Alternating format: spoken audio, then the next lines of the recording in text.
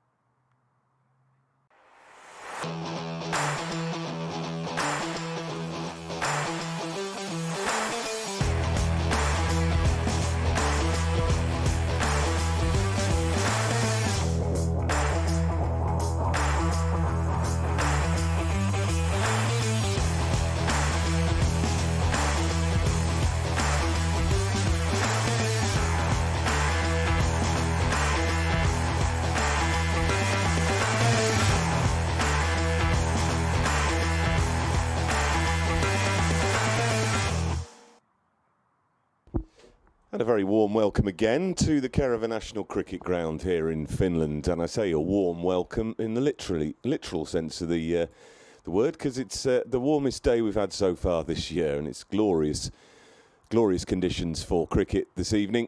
24, 25 degrees, a light breeze, some light cloud, but no threat of rain or any adverse weather.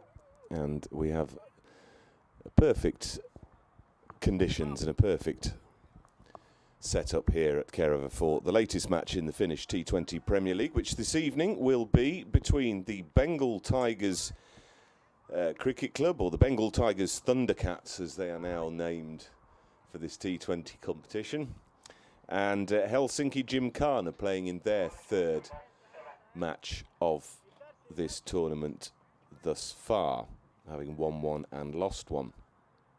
The news from the middle then is that the Bengal Tigers won the toss and have decided to bat, and they will line up like this. Tonmoy Saha, the captain, Bilayat Khan, the vice-captain, Imral Aberdeen, the wicket-keeper, Ronnie Sada, Habib Arman, Mohammed Ripan, Mohammed Abdul Hasnat, Meran Amin, Sawa Jahan, Nurul Hada Shipon and Tushar Sarkar, as the two Bengal Tigers batsmen make their way to the crease. And they will be number 77, Bilayat Khan, sorry, Imran Sardar. And the other one, as my eyesight fails to pick out green on orange on the bright strips of this Bangladeshi-inspired strip. We'll bring that to you in just a moment. 57, it says on his back, which is Sawa Jahan. So Jahan and Aberdeen will open the batting for the Bengal Tigers, and as expected for Helsinki Gymkhana, Ati Raymond will bowl the first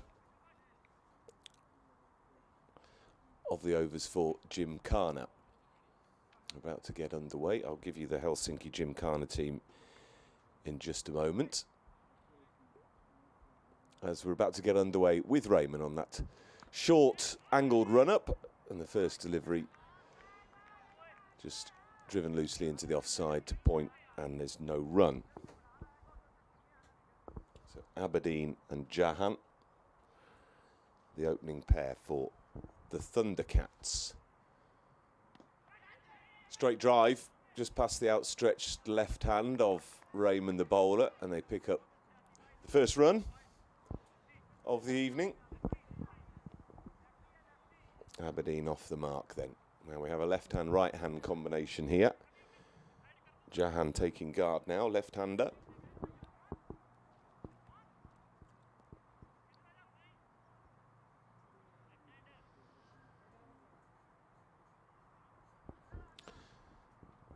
The Tigers, as I say, playing their second match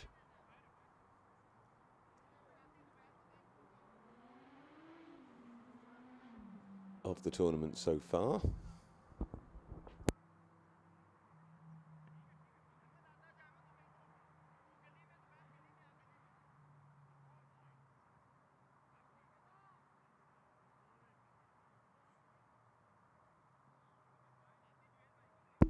Little delay as the field is adjusted here. And as I mentioned, glorious conditions for cricket. And at this time of the year in Finland, of course, we can go quite late. The sun doesn't really set that much at this time of year, for an hour or two perhaps, around 1 o'clock in the morning, so it stays light, and the light stays good for most of the evening, as Raymond is in again. This is just turned into the onside for no run.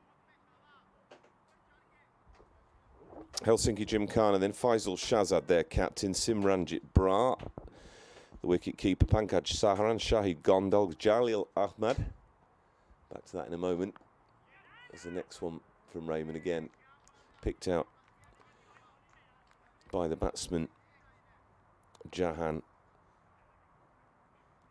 into the onside to mid-wicket. So Shahid Gondal, Jalil Ahmad, Mohammed Hassan, Mohammed Gawas, who was the star of the last Gymkhana match, as this next delivery is clipped over the inner ring. They're going to come back for a second. There's a good throw on its way from the deep, where they get home safely. Mohammed Gawas then, perhaps their man to watch, who was very influential in their win the other evening, making 36 and picking up 3 vital wickets. Irfan Yusufzai, Javed Yan, Abdul Latif, Zubair Tariq and Ati Rahman, who's in action now. He's taken on the pad. There's an appeal, but the batsman was picking that up from outside leg quite clearly, even from this slight angle. We're not quite behind the bowler's arm here. So the first over ends. The Bengal Tigers 3 without loss. Having won the toss, and Javed Jan will be bowling the second over, wearing number 149 on his back.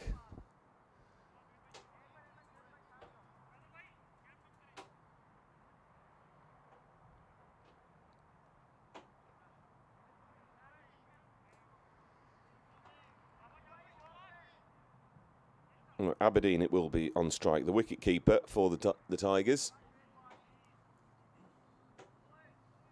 Tall figure, very tall for a wicket keeper.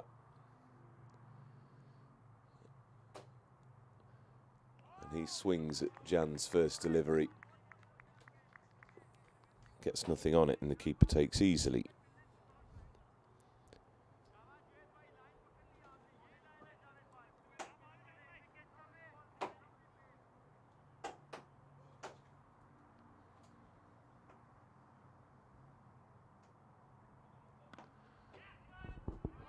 The next delivery does pick up a run for Aberdeen then, who trots down for a single, driving up to mid-off, and takes his score on to 2 in this second over. Jahan, the left-hander, also on 2.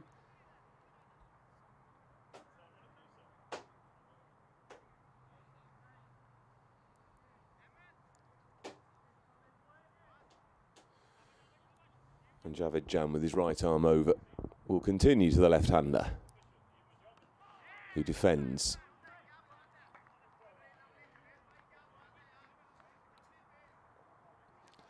They've been with us for the last week and a half here on the European Cricket Network. You know, we've been rather blessed with some decent weather for Finland. This is the best of the lot tonight. So let's hope in the final broadcast for this week at least, we get an exciting game to match, as the next delivery driven by the left-hander back to the bowler, not timed, no run. Still 4 without loss.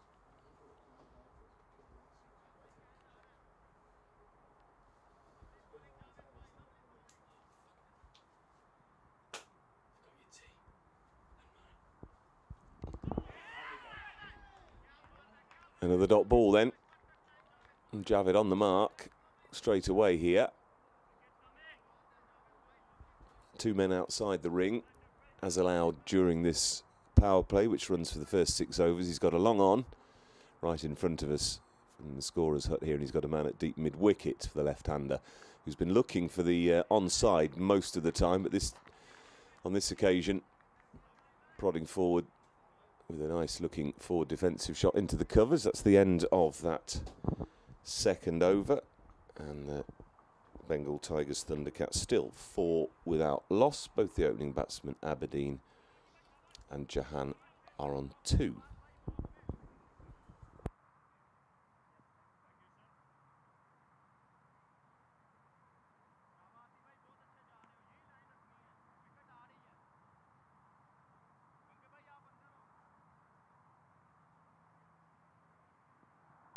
Ati Rahman continues then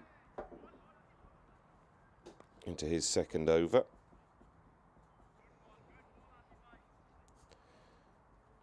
He's been very effective so far in the matches we've watched Gymkhana play this year. Very short angled run up, quite a high action, good flick of the wrist, and he mixes them up well, as this next delivery is pushed for a single, straight. But he bowls a slower ball well. And you fear there's a few off-cutters mixed in with that as well. So he's quite a handful on his day. As the field switches for the left-hander, who's still got a mid-wicket, deep mid-wicket. Oh, this one, just a little fish outside off stump. And no run. And it looks like fine leg, the other man outside the ring at the moment.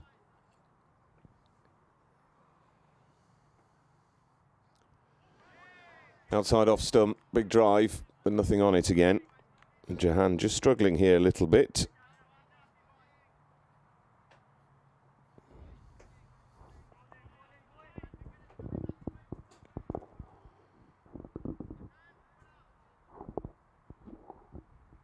Shorter from Raymond. That is a bit of a long hop. It's pulled out into the mid-wicket region where that man on the boundary is called into action. So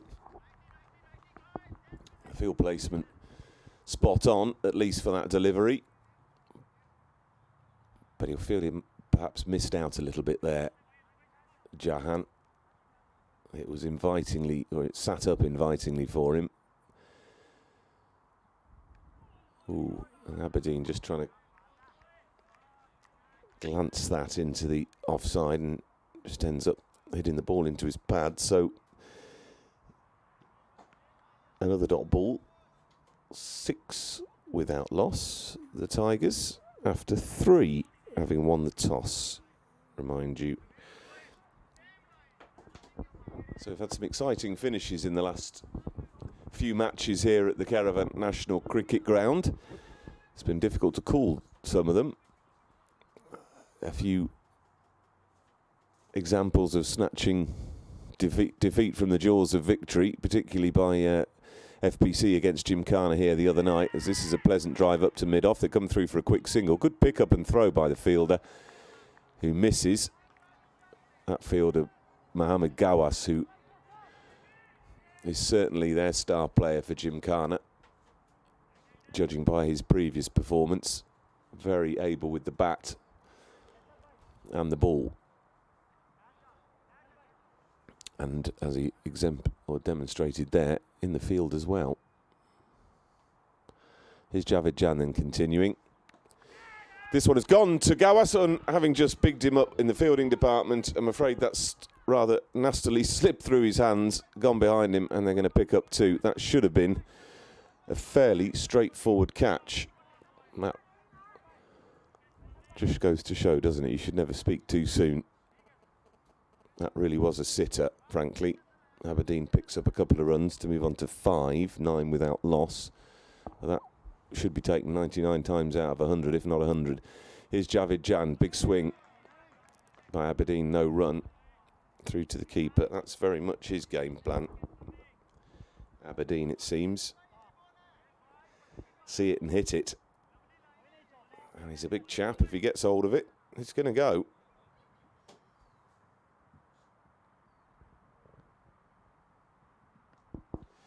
Well, he has got hold of this one, and he's rather scooped that backward of square on the onside. It's where deep square leg would normally be.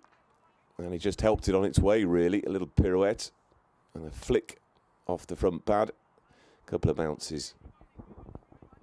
And the first boundary for the Bengal Tigers in this innings takes them to 13.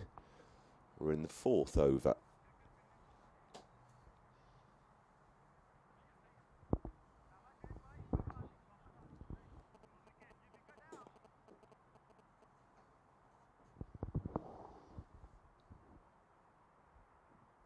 Slightly round arm action from Javed Jan, and the ball flies over the top of the stumps, but it doesn't bounce too much with that round arm action, so a big sort of front foot out the way heave like that, you've got to be quite careful, I would suggest.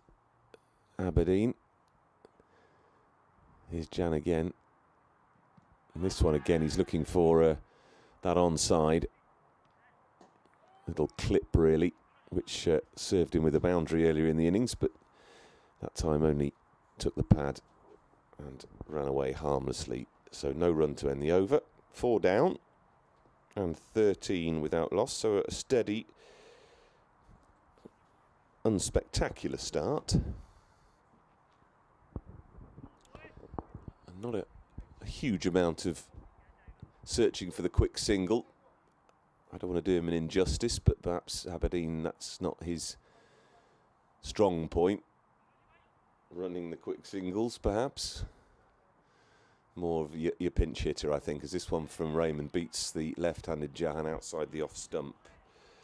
And he's not having much joy when he's trying to play through the offside at the moment. A lot of plays and misses from the left-hander. You fear he favours that onside, but he's got a slip in place, so Raymond will be conscious of slanting that ball across him. He has gone for the onside this time.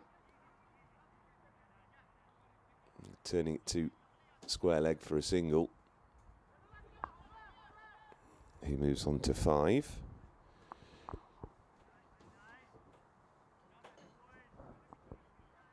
The field changes. A man on the deep cover boundary for Aberdeen and a man at long leg. This is a big swing. This is over the header point. Should run away for 4 and does. Not the most cultured shot, but he got bat on ball. A lot of bat on ball. And another boundary. That's clearly his role at the top of the order here, the wicket keeper. The swing and hit.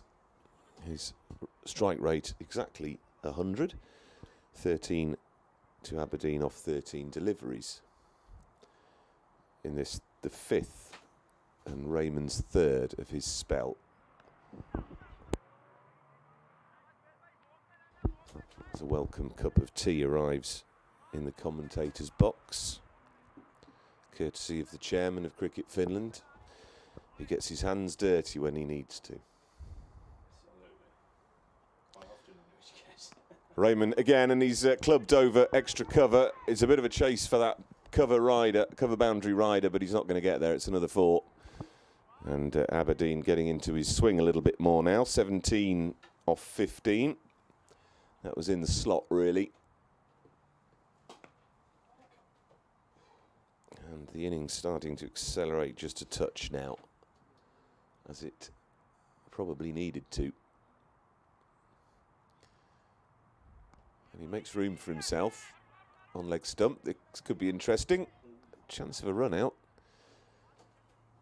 It was Jahan, who's perhaps the more sprightly of the two, shall we say, running to that end, who got home safely, which means Aberdeen will keep the strike for the 6th over. 23 without loss then after 5, so a good 10 runs coming from that over, thanks in part to a couple of boundaries.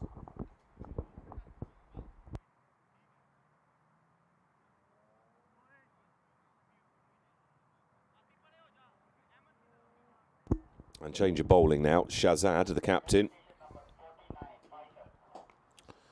Faisal Shazad will bowl the 6th, replacing Javid Jan.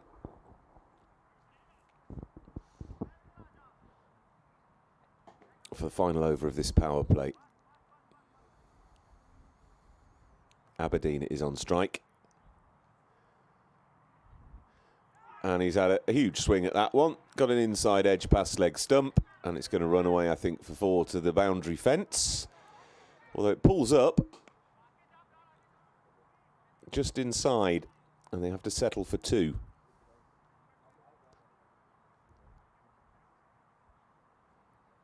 There's a discussion now between the umpires for some reason. They want to look at the ball. No, they're just taking the ball, as is their wont.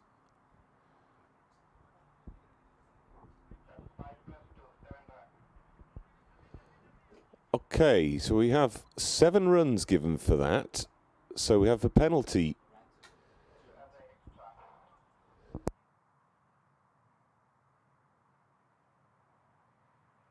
Well, it hit the helmet. That's interesting. I've not seen that before in any match I've commentated on. 5 penalty runs,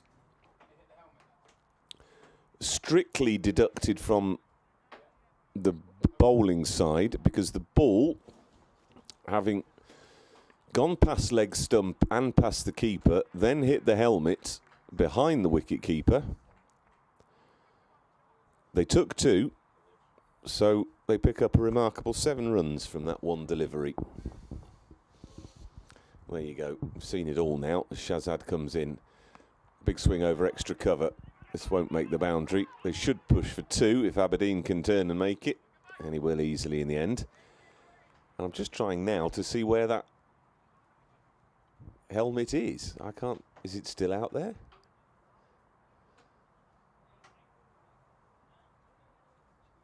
Oh, interesting. All right, anyway, Shazad continues. Slower delivery, this one, and well bowled.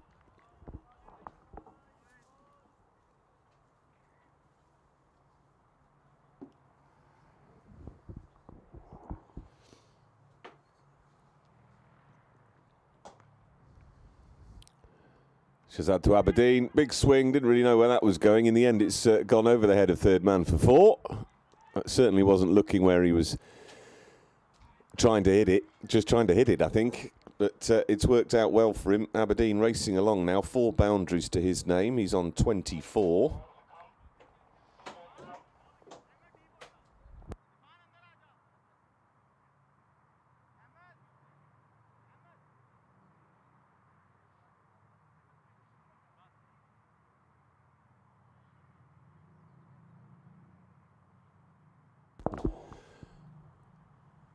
Shazad short, big swing, nothing on it. A little bit of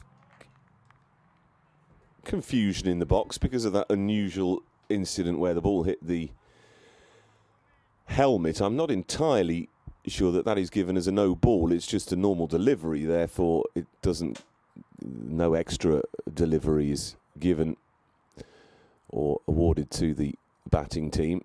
It's just penalty runs. Shazad completes this over with a short full toss, which is clubbed over mid-wicket. It might not make it again, although the outfield does. The outfield has speeded up a little bit. It was quite sluggish on Monday night when it was much damper and cooler, but a bit of sunshine today and some warmer conditions perhaps means that the outfield is a little quicker than it has been of late. Anyway, that's helped things along nicely for the Bengal Tigers, that over.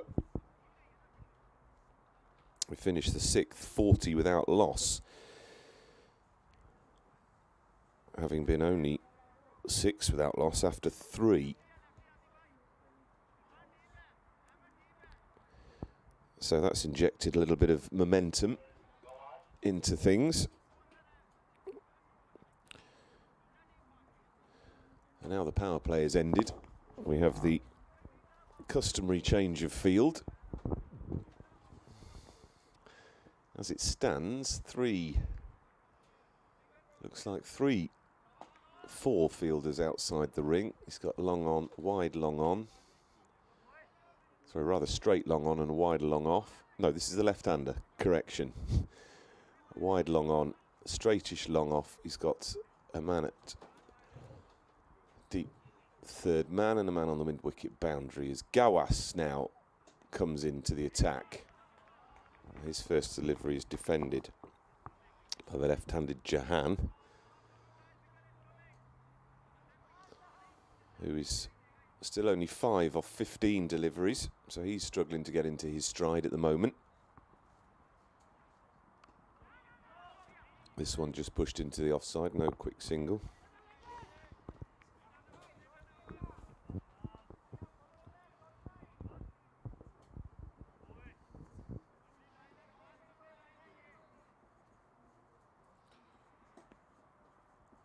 Gawas again. This one is timed again into the covers, but no run. This is a familiar story for left-handers, it seems, this Premier League season. Timing it nicely into the offside for no run. This one, though, he has managed to glide past the outstretched fielder in the cordon, probably at around about third slip he is. And they get 2 runs for that, so Jahan picks up some welcome runs. He's got a strike rate down at 38 at the moment. 42 without loss. Gawas runs away from us. Trying to turn this into the onside takes pad half appeal. But nothing doing.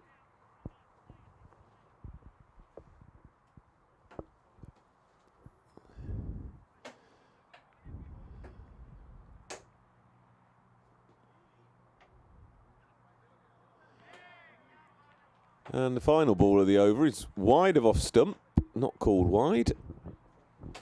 Nothing on it from the batsman. So Gawas's first over goes for just 2. 7 down and 42. The Bengal Tigers Thundercats yet to lose a wicket. So they're setting themselves up nicely now. Plenty of wickets in hand. And after a steady start, they seem to have picked up a little bit of momentum.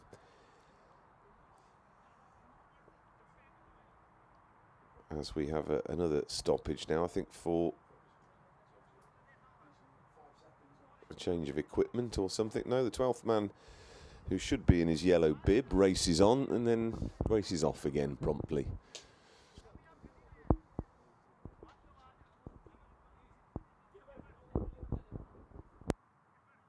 He's going to get a telling off now from the chairman for not wearing his yellow bib, the 12th man, whose foray onto the pitch was entirely needless in the end, it seems. A helmet adjustment, it looks like. Umpire just helping out Jahan. As Faisal Shahzad waits to bowl his second in the 8th over. Now, big swing from Aberdeen. He's been threatening to do this all game, and there's a running chase for the fielder in the covers, who tries to take it over his head and fails. Loses his sunglasses in the process, and the Tigers pick up another 2.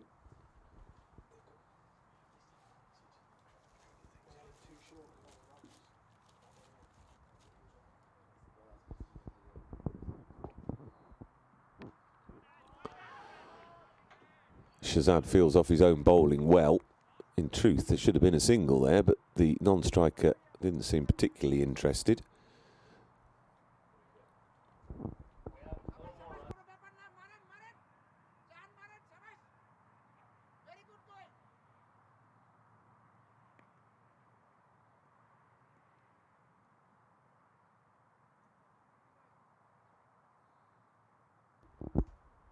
Shahzad to Aberdeen, another big slog up in the air. This should be taken by the man running in off the cover boundary, who had it in his hands and then spilt it again.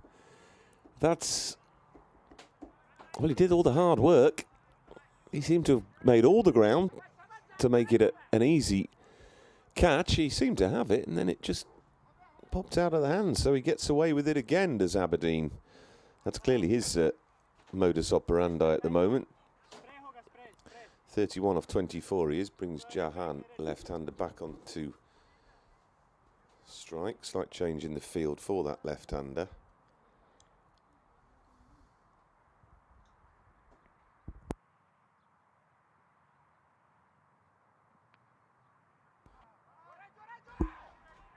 Jahan clipping this fine into the leg side for 4, and it makes it to the fence for a boundary. That was a delicate little shot in the end. Fine leg was up inside the circle, and a little glance.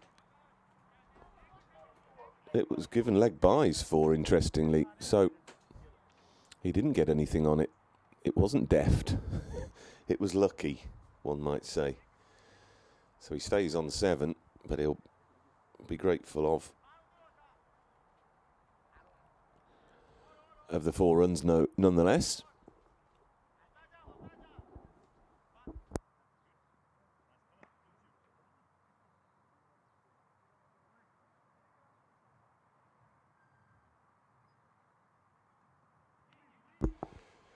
Next delivery outside the off stump, and missed again by Jahan.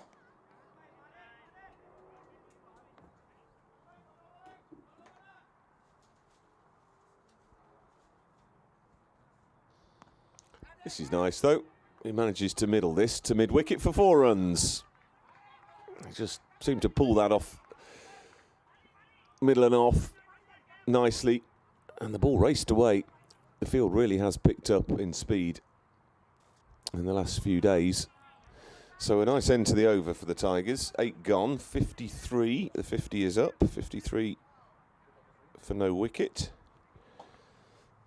And Jahan on 11, Aberdeen on 31. Now, the 12th man does have his fluorescent bib on, and what was probably his remit the first time he ran on is now fulfilled. He's going to take Jahan's helmet, because we're going to see Gawas continue.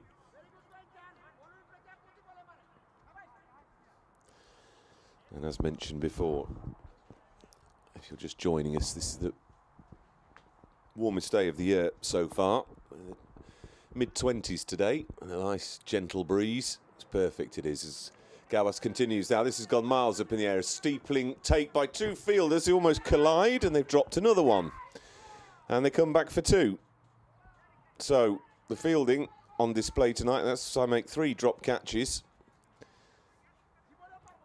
2 of those fairly straightforward. That one was tricky because both fielders were running behind themselves. Nonetheless, no call between them. Hassan and Raymond it was. And they succeeded in just putting each other off, taking the catch. So 3 chances gone for Gymkhana. And the fielding, generally speaking, has left a little to be desired so far at the start of this season, as the next delivery is a dot ball. Gawas to Aberdeen, who just prods it into the offside.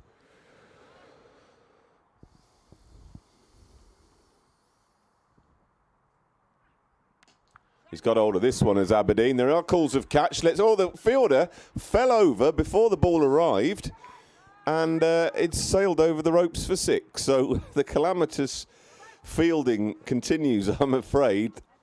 I thought, well, he was well placed to take it. If he'd have stayed on his feet, it would have been right down his throat. But whether he got his feet caught in the rope or something out there, I don't know. But it's a rather comical end to that one, I'm afraid. And Aberdeen survives. The next one is a shorter delivery, which goes straight past him to the keeper. And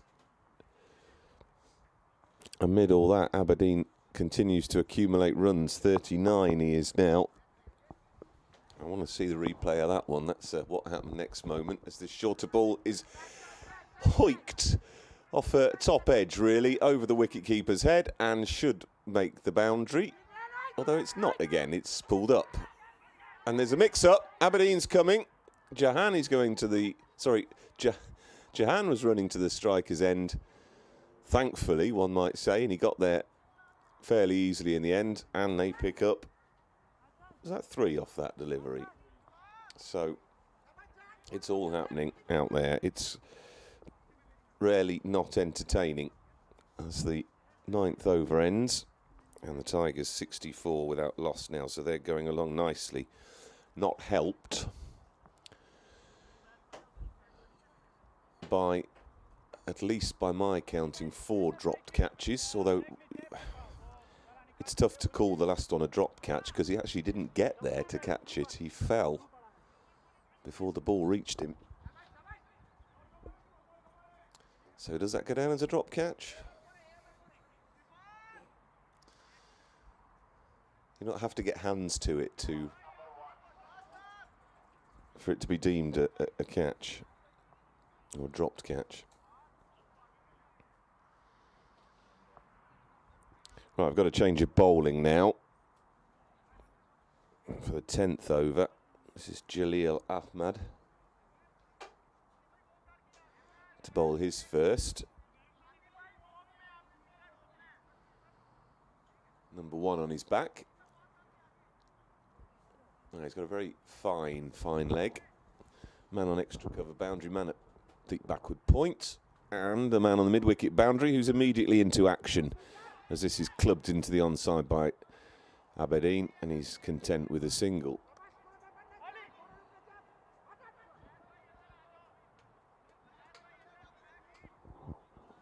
We ought to ask some of the statisticians around here who like to count these things whether a catch can be deemed a drop if you just fall over before the ball gets to you. But if you don't touch it, you can't be said to have dropped it, can you? I mean, there are people nodding, saying, yes, that's a drop catch, but he didn't touch it. I mean, if he'd ran 10 yards in the opposite direction, he wouldn't have dropped it. As this next one evades everybody, runs away towards the boundary. There should be a couple of byes here. Leg byes they are. 2 more to the total. 67 for no wicket, the Tigers in the 10th.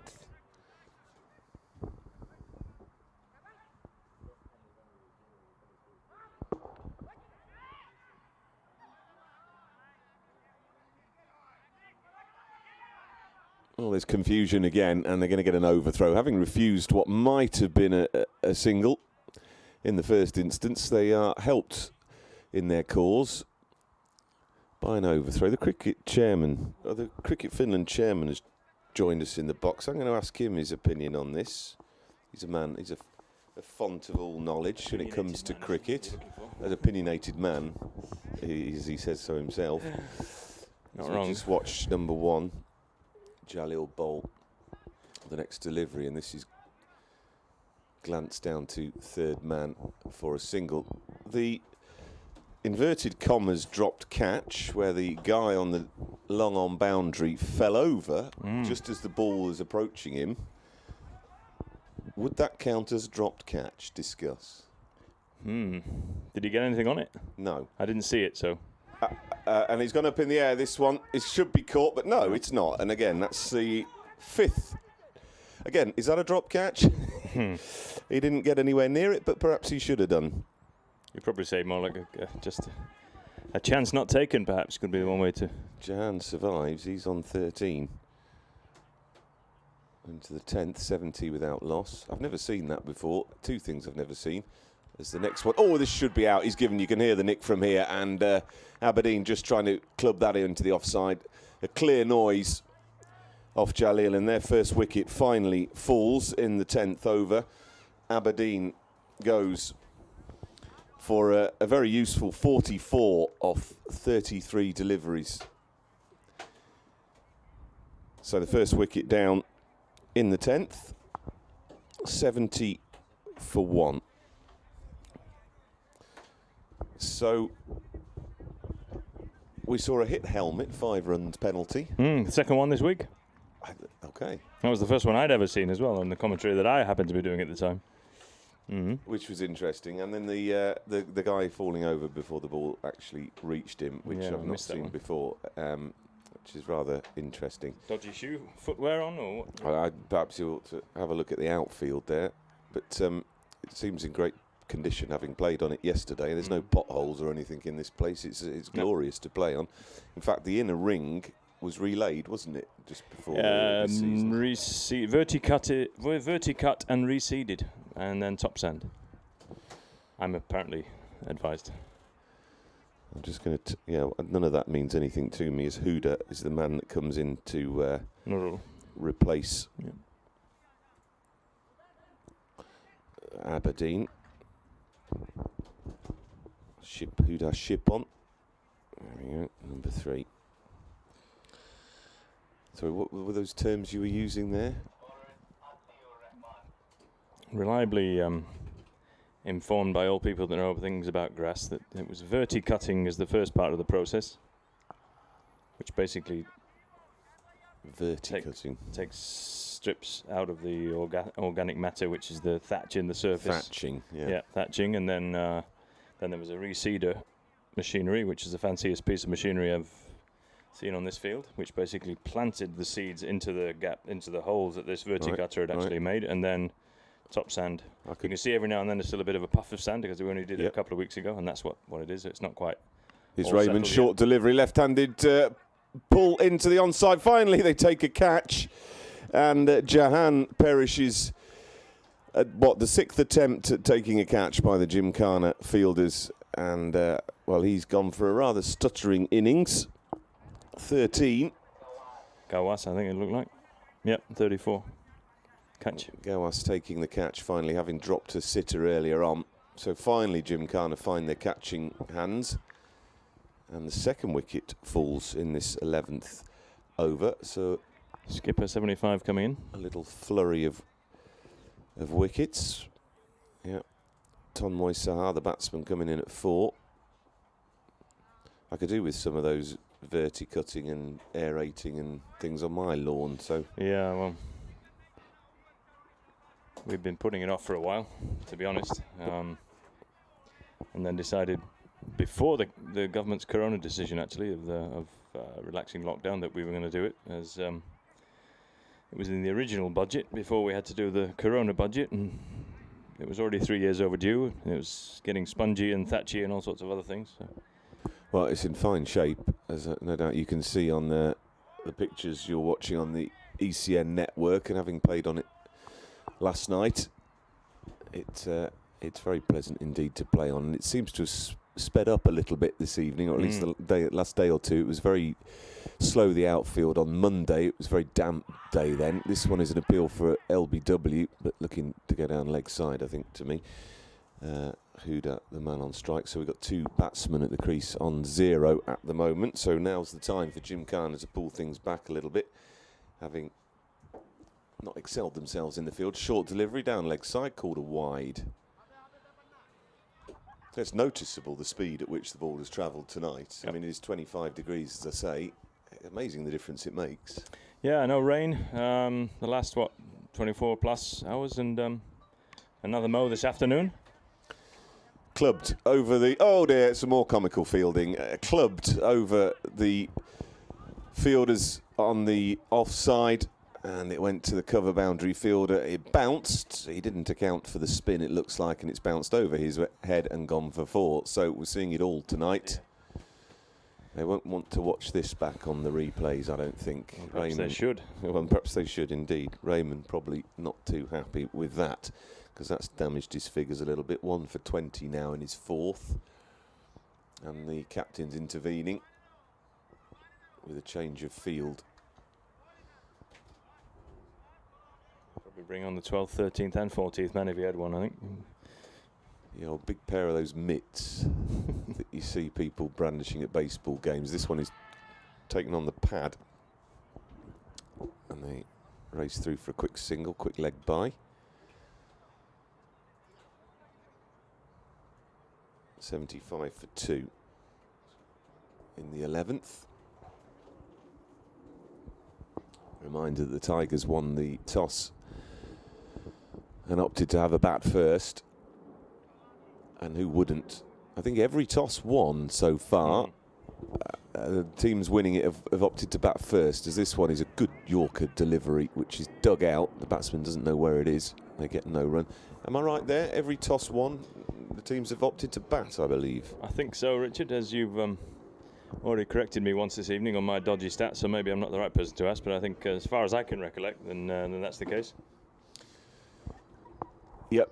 Chasing not in vogue at the moment, as this one dribbles out into the offside and they take a hasty single. It's interesting because a lot of evening matches around the world, you would bat first because you know that light gets a little dodgy later on.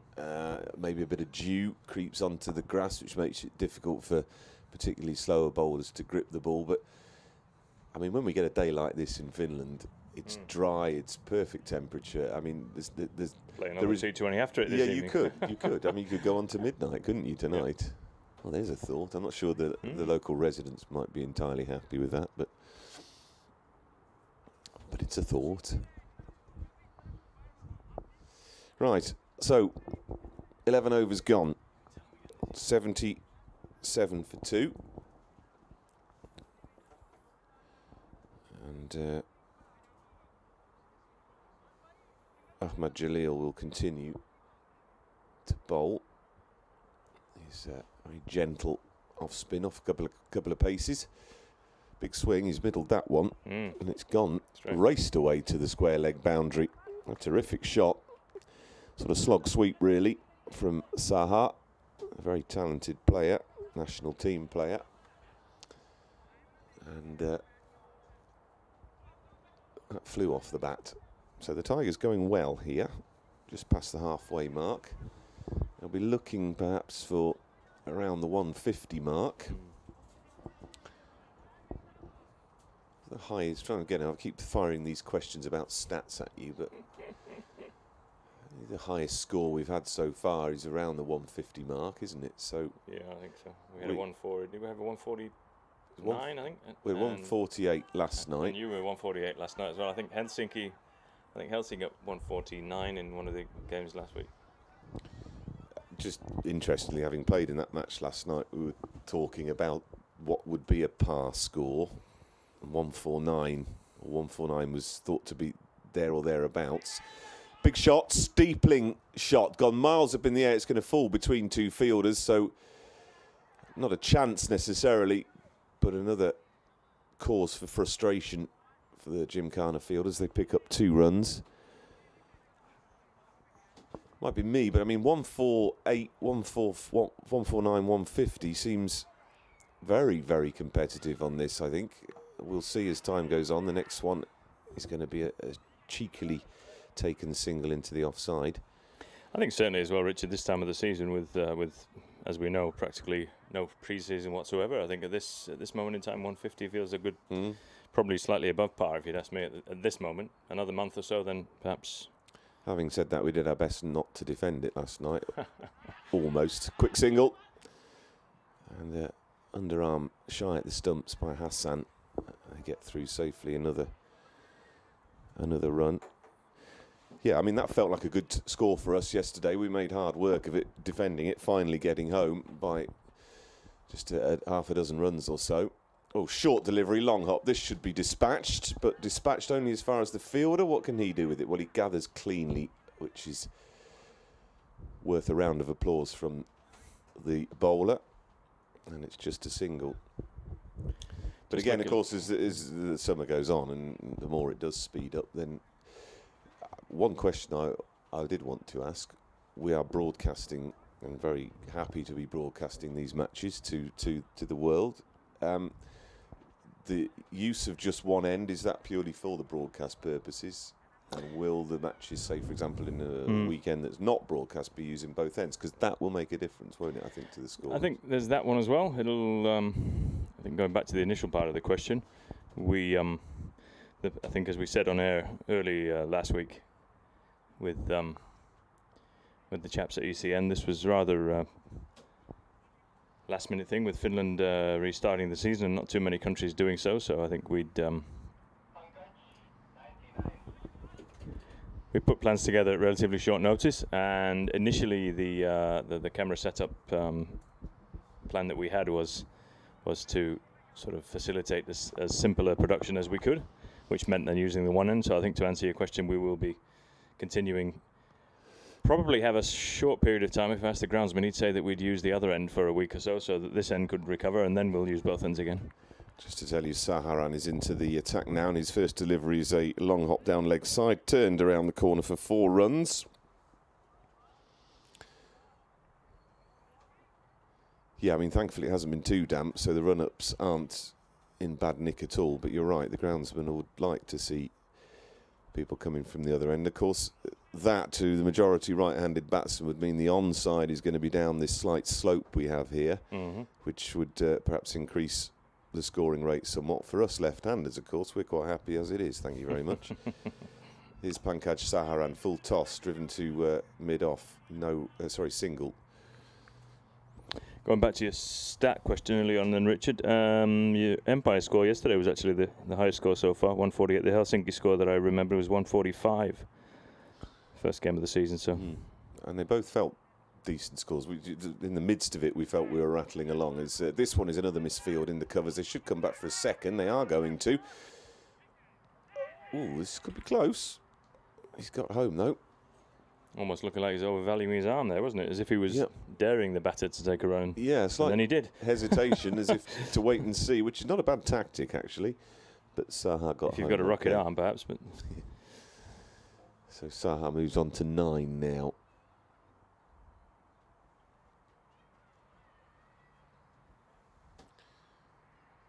And he awaits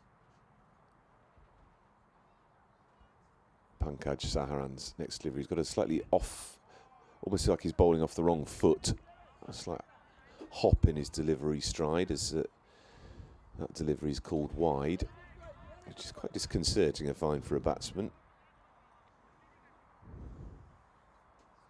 But then not that disconcerting if you're straying down leg side. This one is better, chopped into the offside by Saha, come through for a quick single, and the running has noticeably improved, I would say, for the Tigers after their opening partnership. I think we saw that yesterday in your innings as well, Richard. The national team boys have in the training that we had done before Corona, then there was a lot of focus on running between the wickets and sprint training and the like. I think Van Raj, Jonathan, Shoaib all ran very well between the wickets yesterday. Yeah, with one notable omission as Pankaj comes in again and just prods out onto the offside for a single. That'll end the... No, it won't end the 13th over. There's one left. I apologise. 97 for 2. Yeah, and the teams, speaking to some of the other teams and amongst ourselves, very much the focus on the pushing the ones and twos. This is a big ground, and there's a lot of runs out there if you've got a couple of batsmen who are prepared to do the hard yards. This one is a drive straight up to long on and into the grateful hands, finally, of long on, who takes a catch. It's the captain, I think, Faisal Shahzad, who takes that himself. And the third wicket falls at the end of the 13th over. And it was Tom Moy Saha caught by Shahzad off Saharan for 10 off 8 deliveries. So finally, another welcome catch from the Gymkhana fielding side, who have had their ups and downs, it's fair to say, in the field this evening.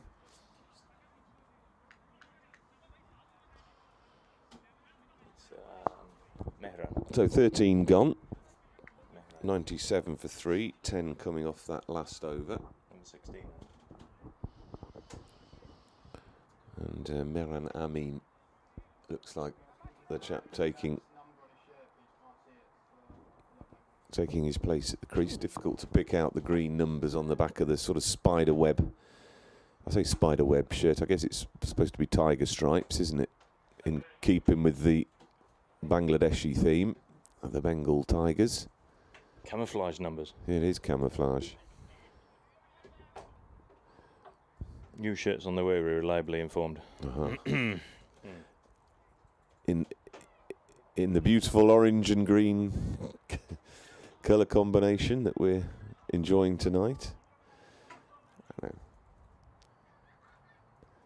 Anyway, Gymkhana are looking suitably attired as well in their dark blue strip as the first delivery of Jaleel's third over beats everybody, including the keeper, and they go through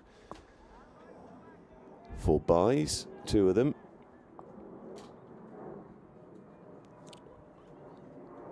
(99 for 3), closing in on the ton then. This is a looping delivery again, missed by the batsman, missed by the keeper, but he got enough on it to prevent a single being taken.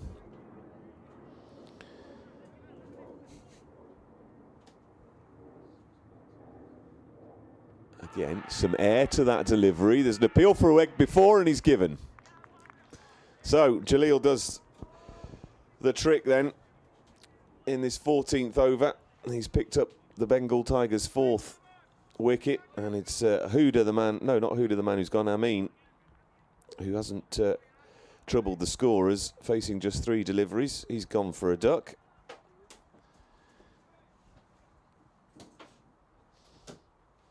And that's the 4th wicket down now.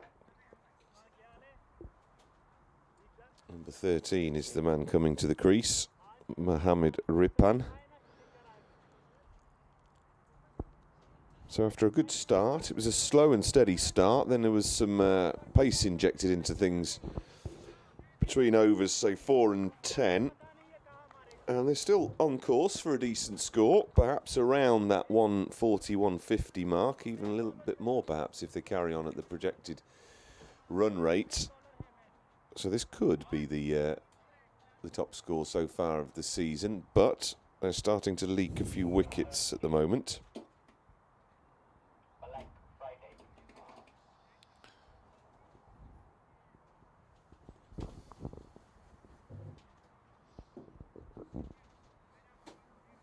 So 3 men out on the, 2 men out on the onside, 3 men, sorry, on the onside boundary, deep backward square leg, mid wicket, long on, a very straight long off, and a man on the cover boundary. And he defends this first delivery for no run. Ripan. Huda's going along nicely, 14 from 9, the non-striker at the moment.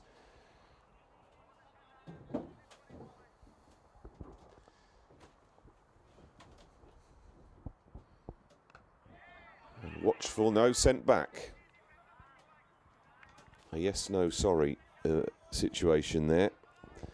Ripan desperate to get off the mark, no doubt, as most batsmen tend to. But those fielders are quite close in the ring there.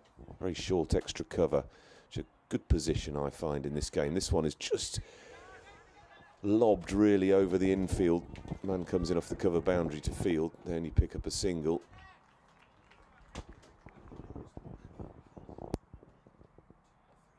And the 14th over ends at exactly 100 for 4. No big round of applause for the team century, but after 14, 100 for 4 is not a bad position to be in at all for the Bengal Tigers, who won the toss earlier on.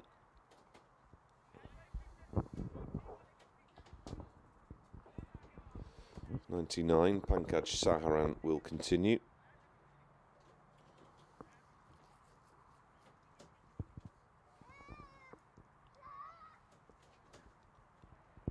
Ripan, the man on strike. Oh, non-striker's sent back. If this hits, he's gone. My biggest fear then was overthrows, but Raymond was backing up to prevent that again. We've already seen a few tonight.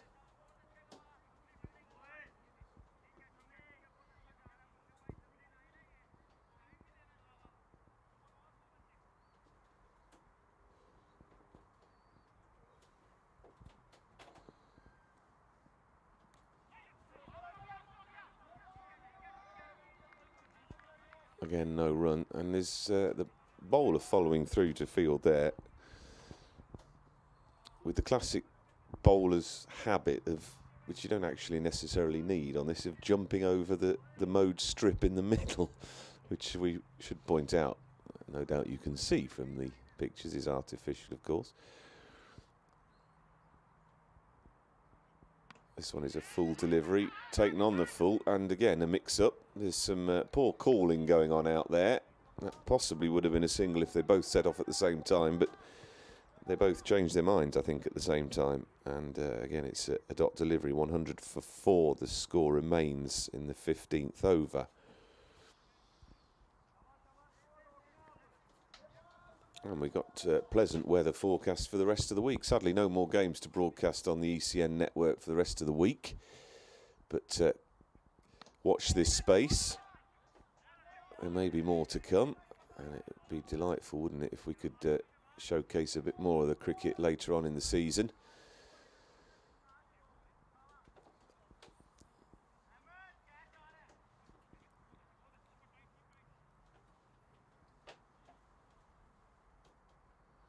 Saharan then.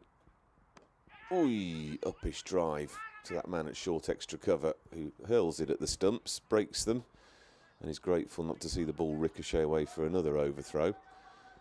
That, to my mind, is the most underrated position in T20, the short extra cover. You see so many catches picked up there by batsmen, even batsmen middling drives. So 5 dots in this over. It could be a rare maiden, this one, from Saharan. What's Ripan going to do about it? He's going to be taken on the pad, and he's going to be assessed by the umpire, and he's going to be given out by the umpire. So A wicket maiden, which is a terrific sight in T20. You don't see many of those these days. The 5th wicket goes down, 100 for 5. And he never got into his stride. Ripan there, LBW to Saharan. He faced 9 deliveries for just his 1 run. And the Tigers having gone along nicely, just stuttering a bit now. End of the 15th over. We are 100 for 5.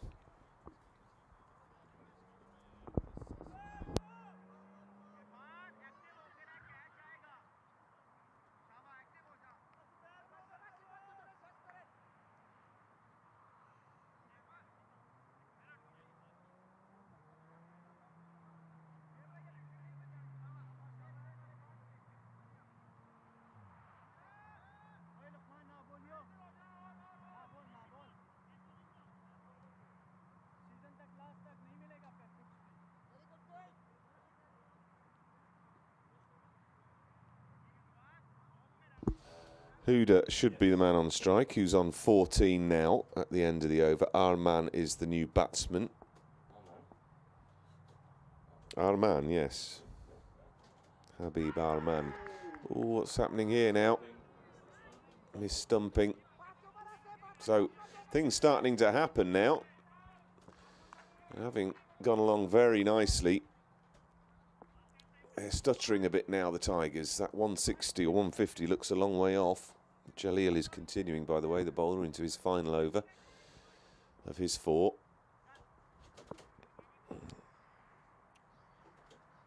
He's done a good job. 2 for 15. Ooh, that one's beaten the batsman again. So just as Gawas did for Gymkhana the other night, Jalil has done for them tonight with a economical spell and wickets as well to boot. He's come down the track to this one, driving up to long off. So welcome run. They're going to come back for a second. The ball is going to the keeper's end. And it's a wayward throw, so no danger to the batsman. 2 picked up. Welcome runs then that get them off the 100, where they've been for an over or so. 102 for 5, Bengal Tigers.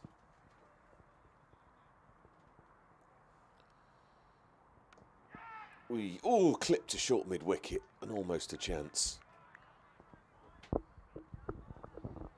Again, those short fielders in there, very useful, particularly to new batsmen, all those not in their stride. And Huda's going along okay, but he almost perished there. He's down the wicket again, driving nicely, but to long off for just a single. He's coming back for this second, is the non-striker, and he runs quickly and well. So good running. That's what you want to be seeing. Those converting those 1s into 2s. Arman quick across the ground, helping his partner pick up a couple there. 18. Huda goes on to Jalil, his final ball of his spell now. Short, long hop, clubbed down the throat of deep square leg. But they'll come back for 2. It's a long old boundary out there. So Jalil's final over ends 2 for 21 off his 4. And the 16th has finished 106 for 5. The Bengal Thundercats 4 overs to go.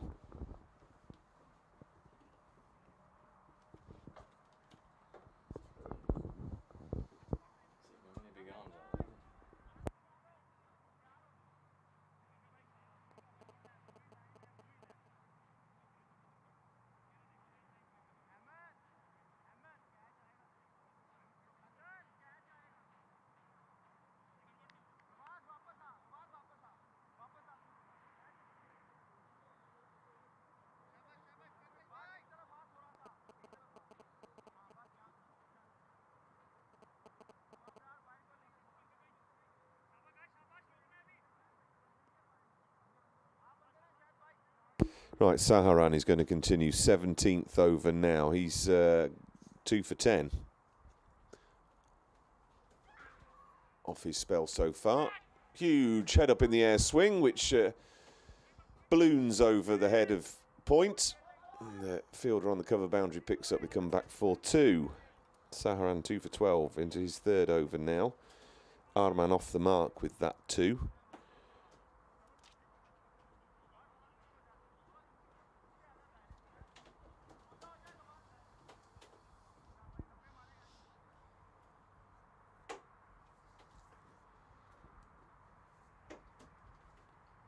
And almost identical shot. The point fielder is set back a little bit, but it's going to beat him. It's going to beat the cover boundary fielder and the man who was at short third man to go for 4. So not the most elegant of shots, but effective nonetheless. You might think about a change. In fact, I think he's going to keep the man out on that backward point boundary. Certainly with the last 2 going there. It's not a bad decision. That's ruined Saharan's figures a little. He was going well. A couple of on a boundary and a 2. Full toss, all just dug out. The non-striker's come through for a run, and the batsman was very slow off the mark. And I think by the stare from the bowler to the fielder, perhaps the fielder was a little slower off the mark as well than he ought to have been. A single, 113 for 5. Current run rate would get them to 142. Oy, almost caught and bowled. Outstretched left hand, evaded by the ball. Again, they're going to come back for the second. They're running well now. Oh, this could be tight. He's given. It was a good throw by Jalil. It was always going to be a tight run, but they have started to run well. But a little too tight for comfort. And the 6th wicket falls.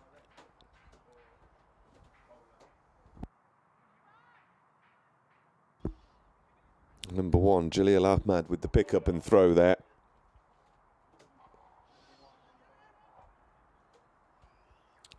And Saharan, while not having a wicket accredited to him now, has inadvertently caused yet another. So the batsman departing was Arman run out for 7 of just 3 deliveries. So he had a decent strike rate and he looked to get on with things. He was running well between the wickets and probably was confident he'd get home there. Took off a little bit more than he could chew that time. Belayat Khan, the vice-captain, comes to the wicket. He's not going to face.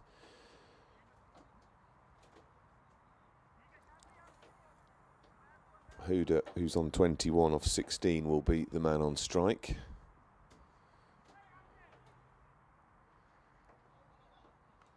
And again, he's flying over gully, down to third man, uppish, but safe, and a single. 22 he moves to.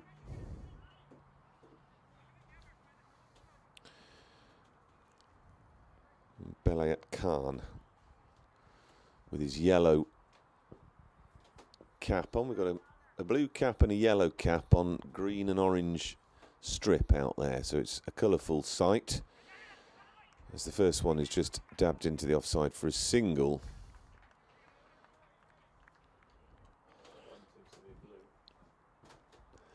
So the run rate a few overs ago that was promising to take them around the 150 mark has dropped considerably over the last over or 2. 141 would be their score at this current run rate.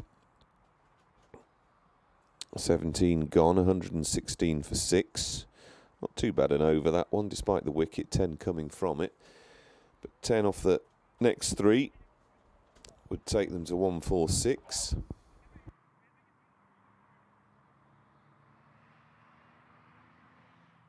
And Javed Jan is now coming back on to bowl.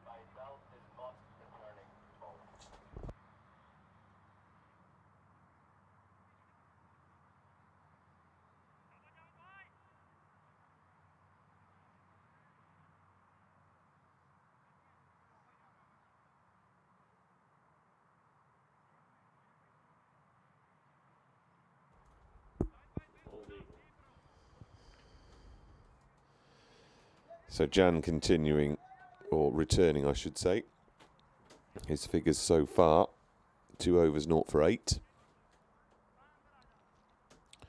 The yellow becapped Khan is a man on strike. Changes in the field just to get it right. Still that short extra cover and short mid-wicket. Here's Javid with that round arm slingy action.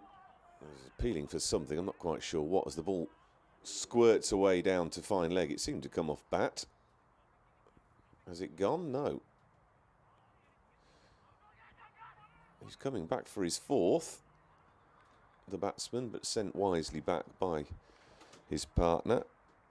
So Khan off the mark with, not off the mark, he takes 3 to add to his previous one, so he's on 4. Huda back on strike, 22 off 17.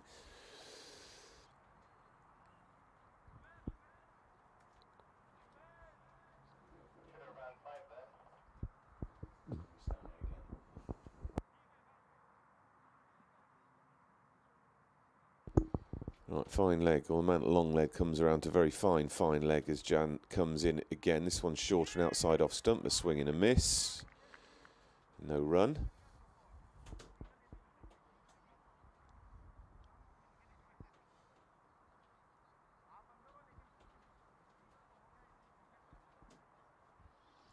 $119 for 6.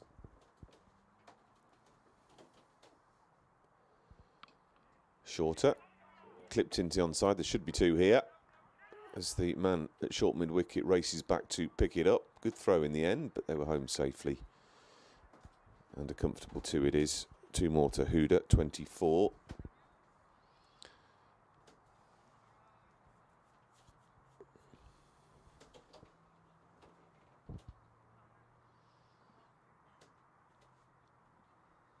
Here's Jan with number 149 on his back. Slingy action. He's got hold of this one as the batsman.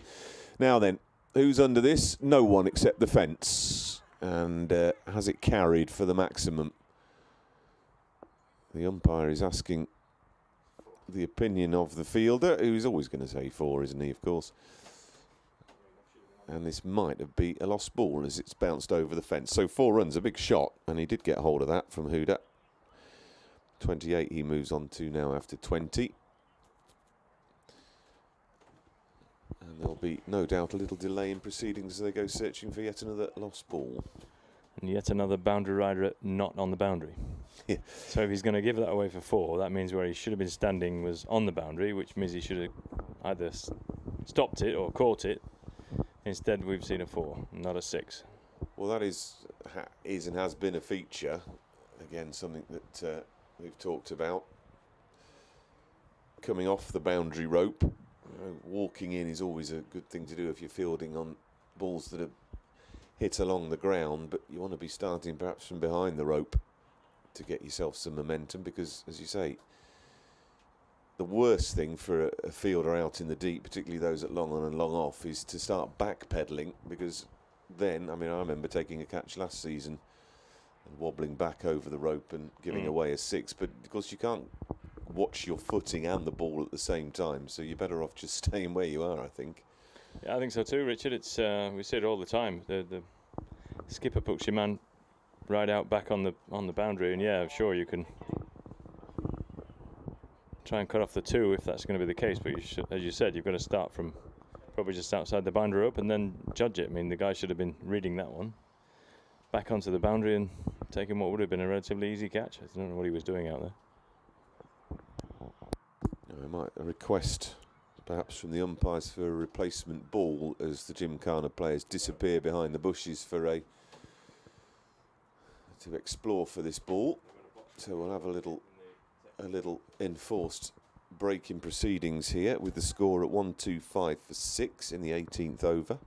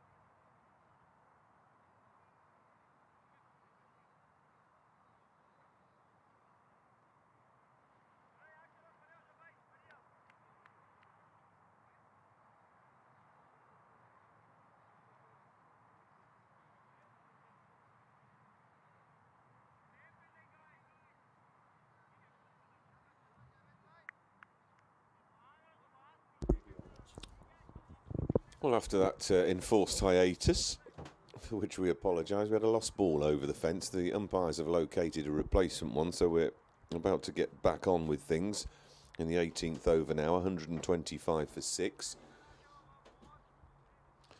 And Huda, the man who clubbed that last one to the fence for 4 runs, is to remain on strike, of course, 28 off 20. And Javid Jan is in, slower ball down leg side, takes him on the pad. He's given, though. It looked a bit leg side-ish to me, but there we are, he's given. And Huda can continue running off there after a nice little cameo from him. LBW of Javid Jan, 28 off 21 deliveries. And the 7th wicket falls down in the 18th over, 125 for 7. With 1 ball remaining of that 18th over. So what looked like promising to be around the 140, 150 mark originally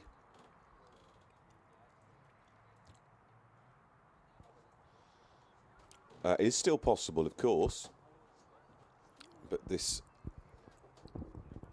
losing of wickets is the most surefire way to reduce run rate. Now the new batsman wearing 10, Ronnie Sardar, comes in. He's got a blue cap on.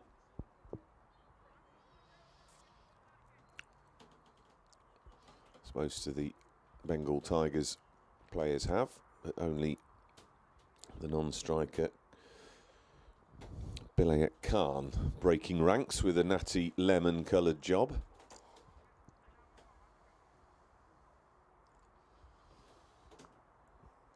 Sardar then to face Javid Jan. He's swinging that too short.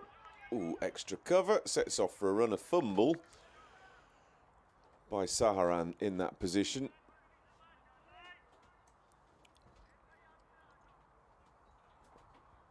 And he'd taken it cleanly. The batsman was well out of his ground and could have been struggling as it was. The fumble saved him, I think, there. Anyway, 18 overs gone. 125 for 7. Saharan is coming back to bowl.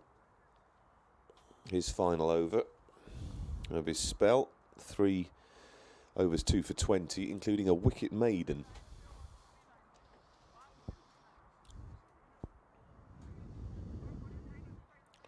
Which was the 15th over.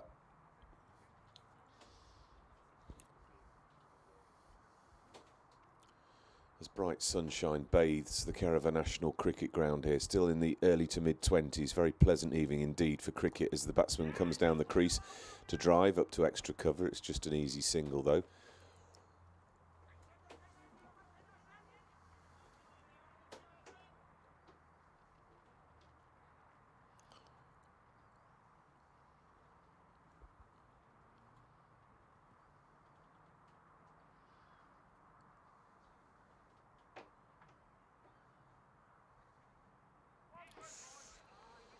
Attempted little guide down, fine past third man, doesn't come off from the batsman.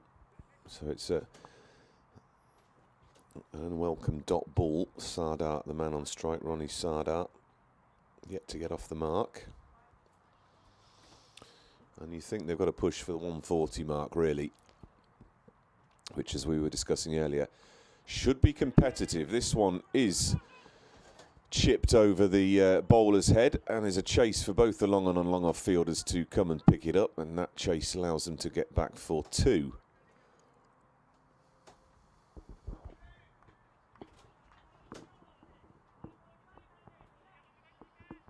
Sardar underway then.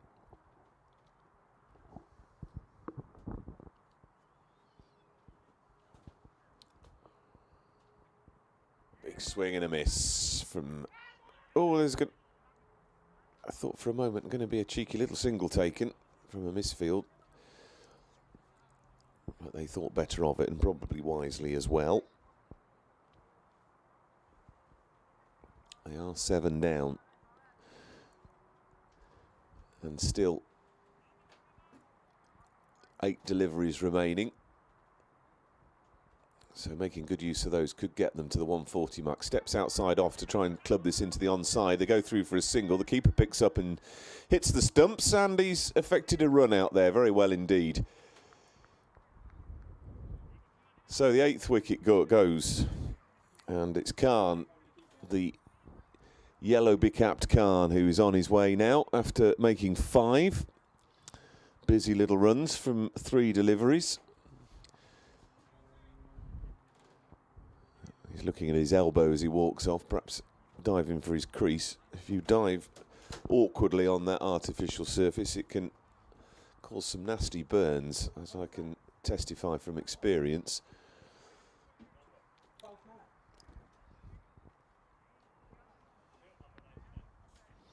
Tushar Sarkar, who was originally down to be 12th man, who is playing today in place of Amit Raj. So Tushar Sarkar is the batsman, 99 on his back, coming to the crease. Final ball of the 19th about to come up from Saharan then.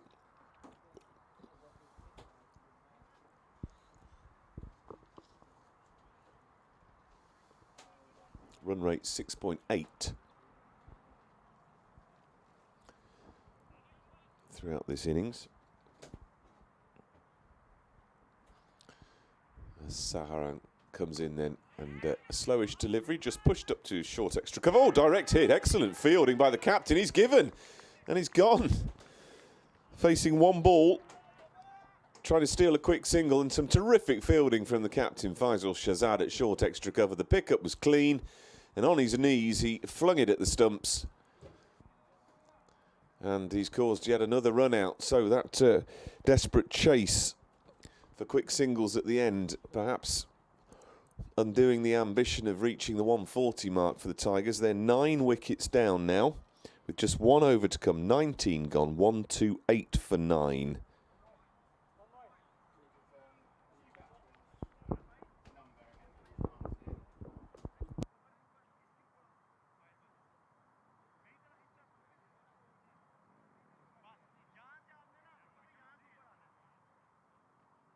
And Mohamed Abdul Hasnat, the final batsman to make his way to the crease.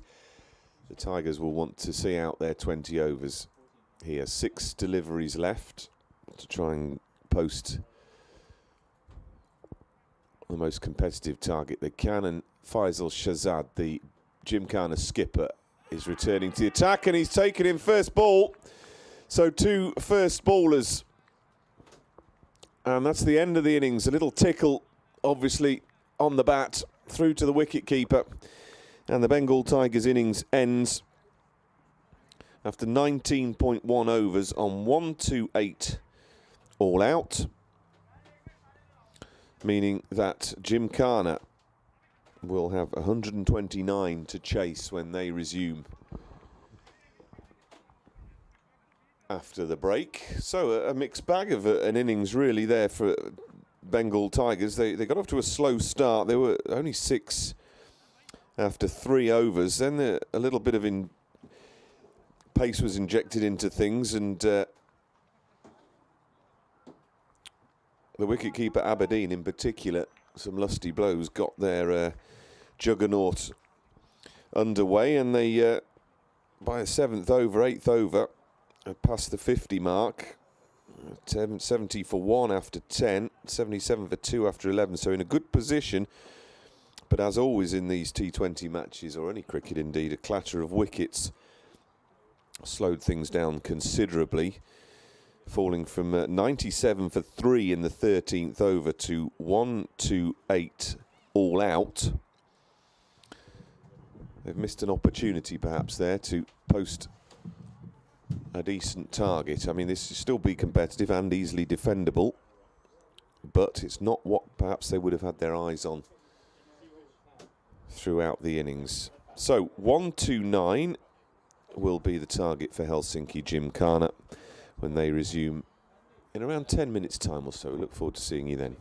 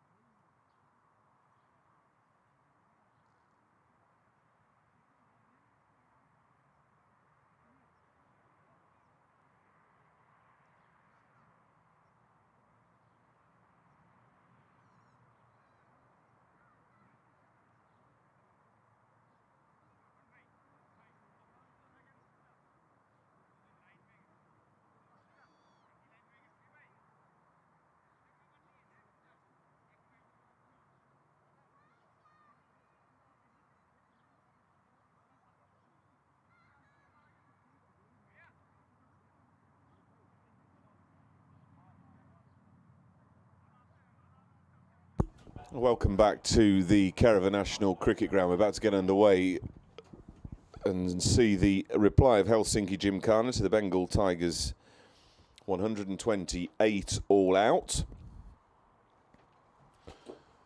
129 the target then in their 20 overs. The batsmen Saharan and Gondal. Gondal the man will be facing. Number 3 on his jersey.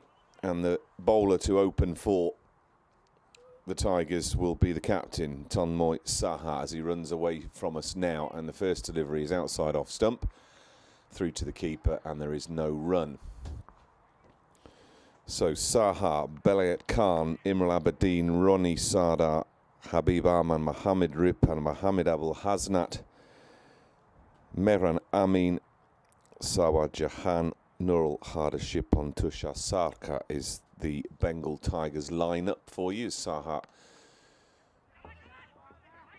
bowls this next delivery, which is prodded into the offside for a single, and they're underway. Gymkhana after the second ball. Faisal Shahzad, Simranjit Brar, Pankaj Saharan and Shahid Gondal, Jalil Ahmad, Mohammed Hassan, Mohammed Gawas, Irfan Yusufzai, Javid Jan, Zubair Tariq and Ati Rahman.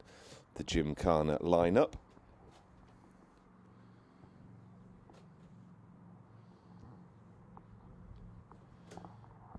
And Pankaj Saharan, who bowled well for Gymkhana in the first innings. He's facing his first delivery, and he's beaten outside the off stump, much to the disbelief of Tanmoy Saha.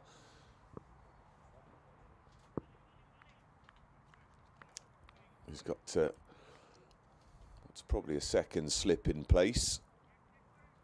Saha, fine leg, man on the deep backward point boundary. And a man at very straight long off. The man at fine leg just inside the circle. Next delivery a dot.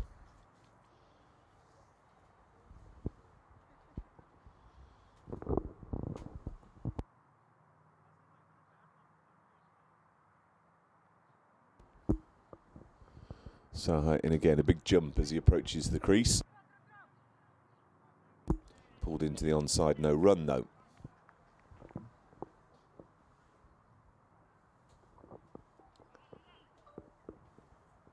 Saha adjusts his laces before his final delivery of this opening over.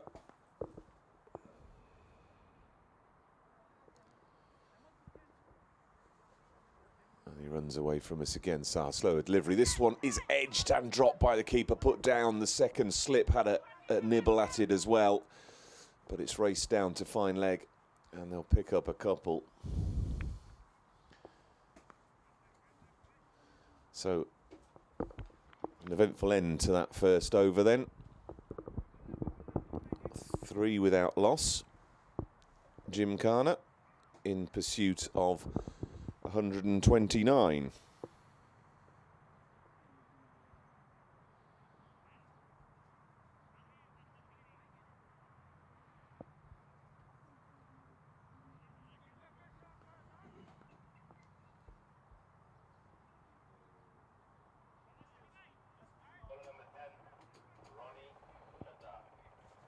Ronnie Sardar, the second bowler.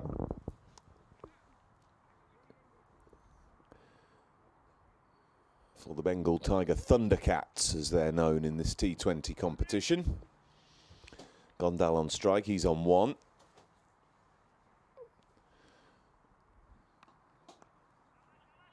And he'll stay on 1 as that shot played into the onside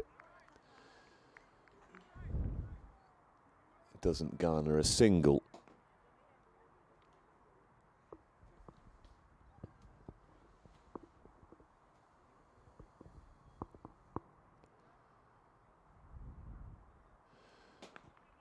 And a false start from Sardar. His gentle ambling run up to the crease falters, and he trudges back to start again.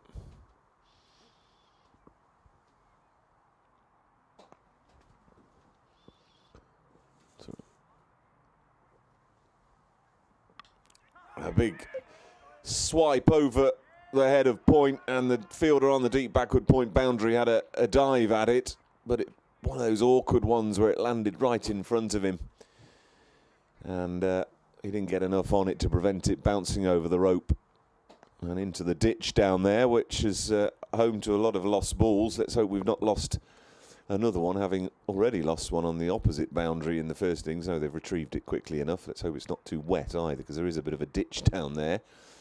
Drainage ditch. All seems to be well. First boundary then for Gymkhana, taking them to 7. And Gondal just swinging the bat at that and using the pace of the delivery from Sardar. It was a half chance, perhaps, a very difficult one. And again, similar shot. This time it's gone finer. The man will cut it off at deep backward point, though. And they'll just go through for a single. So not quite connecting as sweetly with that one as the one before.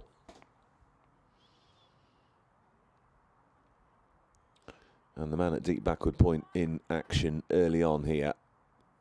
Disappointed not to have taken that catch, but it was one of those tricky ones. So no great fault attached to his efforts there. Oh, this could be a nibble, and it caught behind. He's walking, the batsman. No need for the umpire to raise the finger. You could hear it from here. There was a little nibble.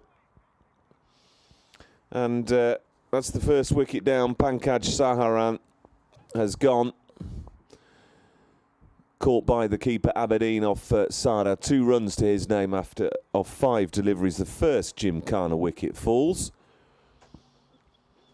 at 8 for 1. Saharan, the man out off the bowling of Ronnie Sardar. So an early breakthrough for Gymkhana, and they need to do that, you feel. Sorry, for Tigers, you feel they need to do that. But they've got a danger man coming to the crease now, Gymkhana, number 34, who's Mohammed Gawas, who played delightfully earlier in the week. Gymkhana's win over FPC. 3 wickets for not too many that evening, and a very useful 36 off 32 balls, if memory serves right. He came in at a time when they were in all sorts of trouble, Gymkhana, 4 or 5 down. And he put on a very effective partnership with the captain, Faisal Shahzad, which in the end was probably the difference between the two sides on that night. So Sardar then to Gawas, who's just pushing at that one carefully and watchfully. And he's remains without scoring. And he'll just want to regroup a little bit. He's coming in a lot earlier than he came in earlier in the week. And he's driving nicely off his toes, squirting it out to point. Again for no run. 2 overs gone then. 8 for 1. Gymkhana, in reply to the 128 all out, the Bengal Tigers succumbing after 19.1 overs, having got off to a very steady start indeed. They were 97 for 3 after 13 overs, and 140 plus was on the cards. But again, a fall of wickets slowed that rate down. Oh, the next delivery is a slower delivery from Tomoy Saha, and it beats the batsman for lack of pace, really, who just prodded at that one. And he gets high action, Saha, so he gets a bit of bounce out of the pitch, and he did so then even with the pace taken off the ball. A very useful bowler, national team player. This one's quicker. This is hooked, but it's gone miles up in the air. There's a fielder. In fact, the bowler himself is underneath it, and he takes the catch. So he's done all the work there, has Saha, picking up The second wicket of Gymkhana. And that is the end of Gondal, caught and bowled by Saha for 6 of 7 deliveries. So they're making early inroads here, the Tigers.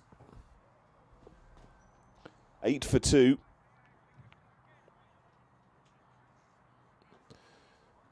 In pursuit of 129. And it was one of those that came onto him a little quicker. He tried the pull shot and managed just to top edge it high into the air, and the bowler running through could take an easy catch. I say easy, it did go a long way up in the air. Nothing's easy when it goes that high, but he was very comfortable underneath it. And unlike some of the array of drop catches we saw in the first innings, Saha has not disappointed on this occasion. Right, he's in. The batsman crossed. This one keeps low, and he's just swung the bat at that and nicely guided it actually through point for 4 runs. That was a very good shot in the end, just using the pace of the ball. It's gone. The batsman can stop running, and Shahzad is off the mark. Sorry, I apologise. Gawas, that was. They were running so frantically that Shahzad looked like he was going back to his mark, but it was Gawas, the dangerous Gawas, who picks up his first runs with a boundary. And it was a sweetly timed shot through the covers.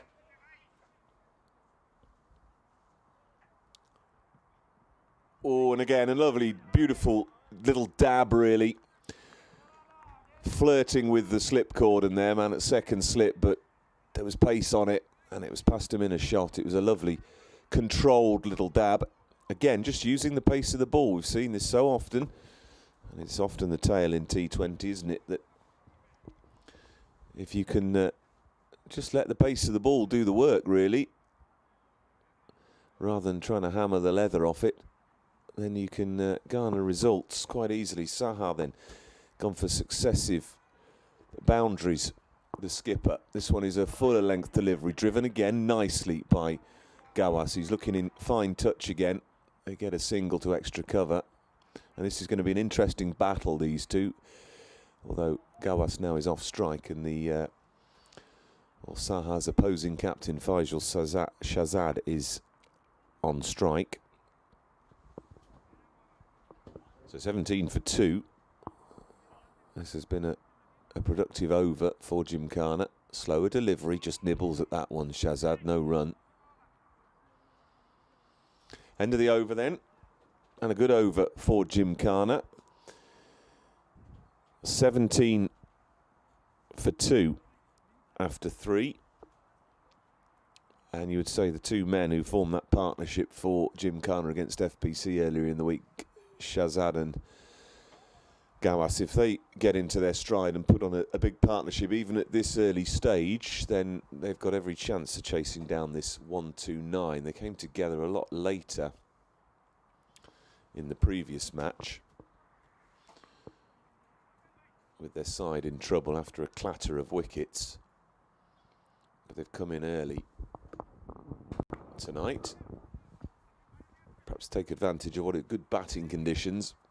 Slightly cloudier now, but still very warm, early 20s. It's been dry, the outfield's quickened up. And it could be an interesting tussle, this.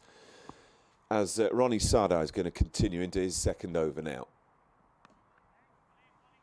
And Gawas just defends.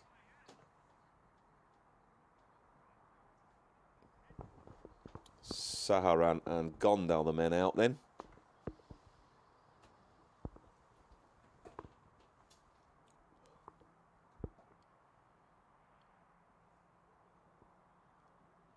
And again, for the second time in his little spell so far, Sada pulls out of his run-up. Umpire makes the familiar dead ball sign, so he'll try again.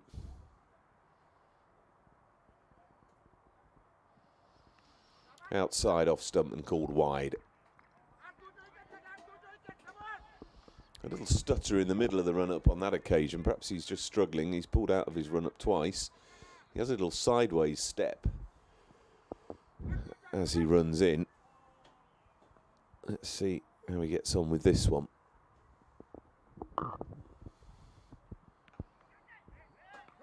Just guided to short third man by Gawas, no run.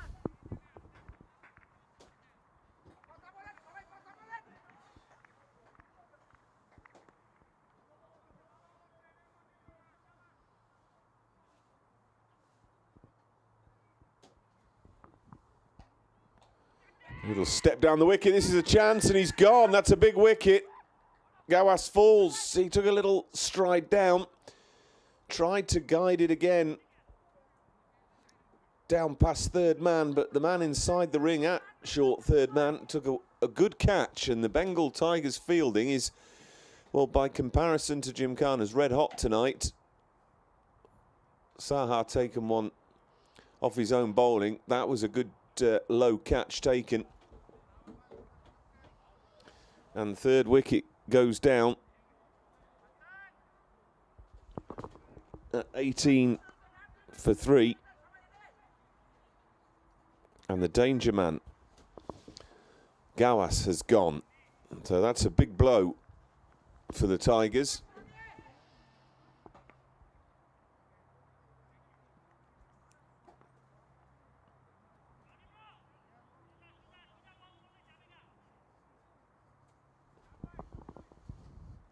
In the middle of this fourth over, Yusufzai is the new man at the crease.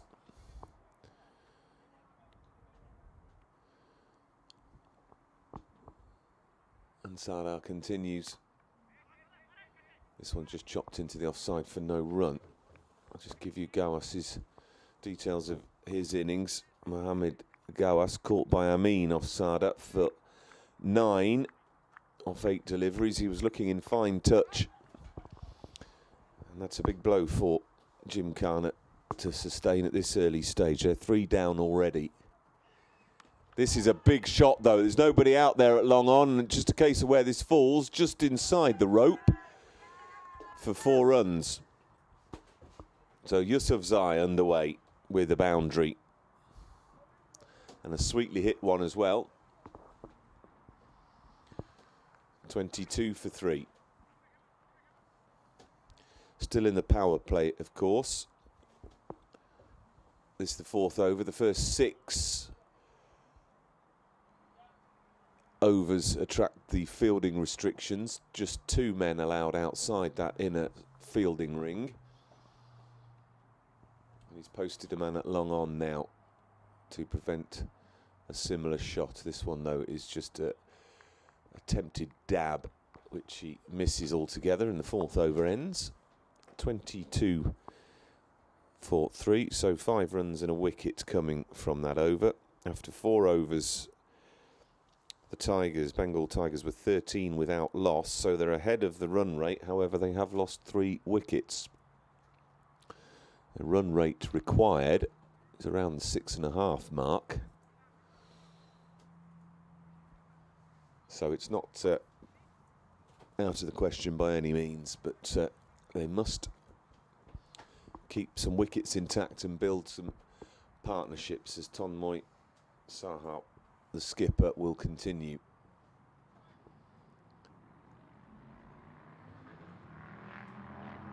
On the hunt for more wickets. Clipped into the onside, quick single, throw at the stumps, well backed up, just a single, no alarms. And they look a bit sharper in the field, Tigers, than Gymkhana, it must be said. Oh, I counted 4 or 5 drop catches during the Gymkhana innings. Slower delivery down leg side, and that will be... It's not called a wide, it must have clipped his thigh pad, the umpire, just indicating it perhaps brushed the left leg of Yusufzai. Irfan Yusufzai. So he's got away with that one.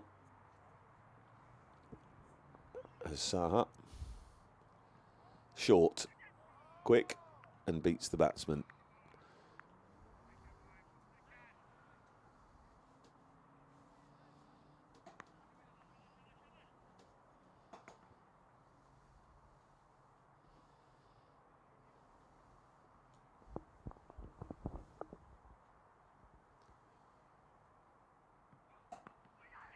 Oh, appeal for LBW. He just sort of on one leg tried to tickle that round the corner. It's taken on the pad and beaten the keeper. There's a chase by 2 fielders for the ball.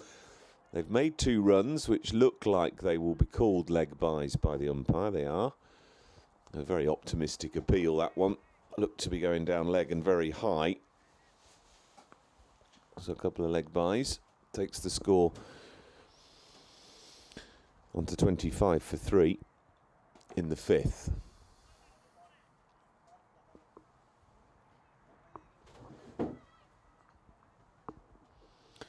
Little hop before he starts his run, Sahars. This one's short. It's a pull into the onside. He hasn't timed it well, but there is a big open space there, and they're going to make 2 because... Oh, there's a direct hit. This could be interesting. He's given terrific fielding. I was going to say the 2 looked easy because the fielder had a long way to run in from long on, but it was a sharp pickup and a terrific throw at the stumps, which hit directly, and that is the end of the captain, Faisal Shahzad. So Gymkhana in trouble now. 4 wickets gone. And some very sharp fielding from Bengal Tigers. Terrific work in the field, and there's the benefit.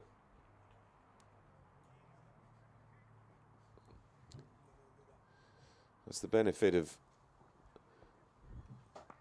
good fielding.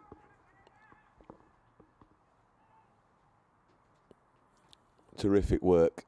So 4 down now. Bengal Tigers, and they've got to be careful this doesn't collapse in a heap. The 2 big players have gone. 26 for 4, I apologise.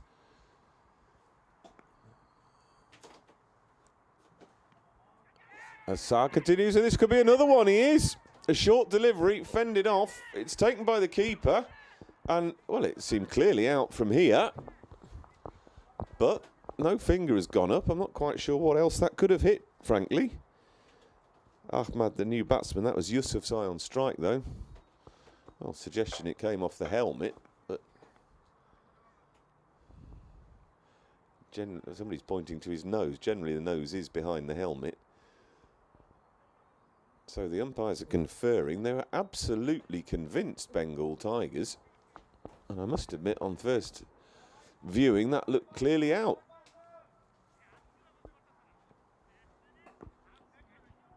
So, it's not given. Interesting.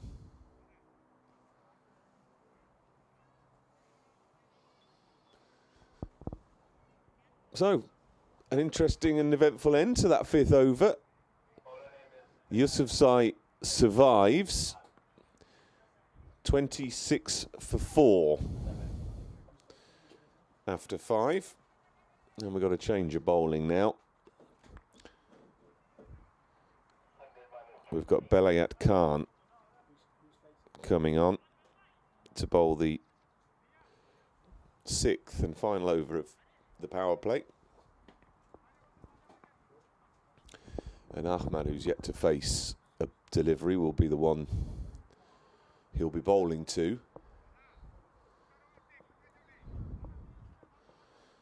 So interesting end then. Have to look at that, the pictures of that again. But the umpire didn't seem moved at all, but all the Bengal Tigers were convinced that the ball had been fended off by either glove or bat, but perhaps it was helmet. Anyway, we've got 2 men on the offside boundary, deep backward point and deep cover for the new bowler Khan, who starts with a dot to Ahmad. 129 the target, and they're in a bit of trouble. Gymkhana now. 2 of their big hitters gone, and already having to rebuild within the power play overs. Short turned into the onside up to mid-wicket. A fumble from the fielder, and he's off the mark, Ahmed.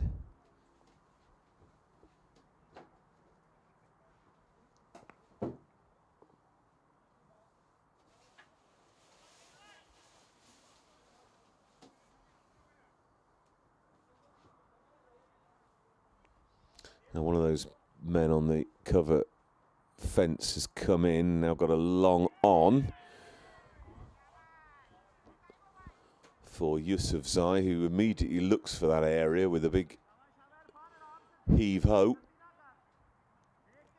But he gets nothing on it, despite a half-hearted appeal from behind the stumps.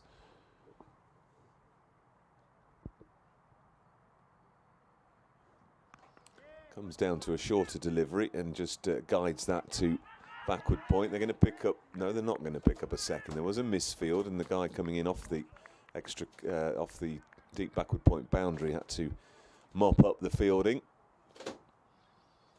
But they decided not to risk another run out, having succumbed to a terrific run out in the last wicket to fall. Ahmad on one. This is a fuller delivery, slower, and again straight to the fielder. They take a quick run, another good pickup. Captain that time, Tonmoy Saha. A throw at the stumps. It missed. But again, just a signal. They've got to be careful with these very quick runs. They are trying to push the fielders and pressure that inner ring. But they're sharp tonight, the Bengal Tigers. Just defended on the back foot this time. No run. And the end of 6 overs, 29 for 4, only 3 coming from that over. The power play ends, so the fielders will push out, so those boundary opportunities should in theory become even more limited. But there might be a case for leaving a few more in the ring, such as the pressure they're exerting on the batsman at the moment. Keep some more of those catches in. They've taken the catches well.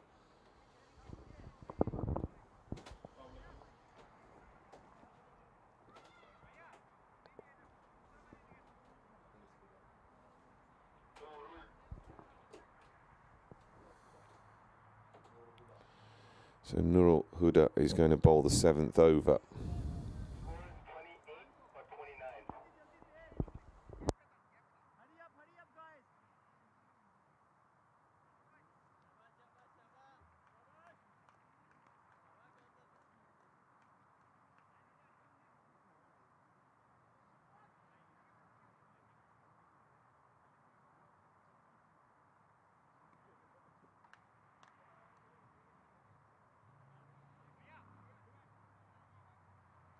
Right, Huda then to Ahmad.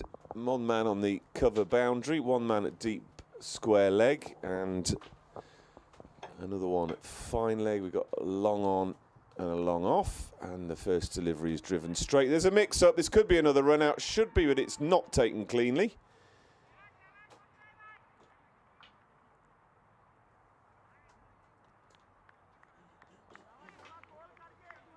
The bails were removed,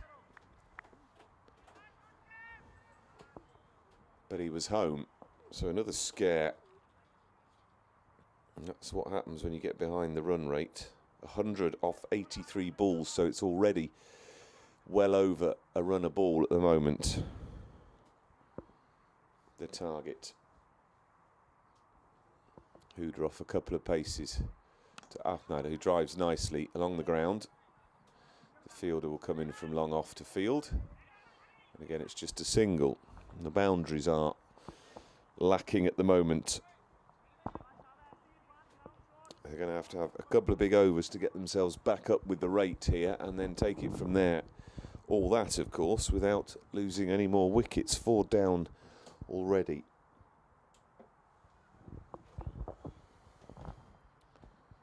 Waits on this, clubs it to point.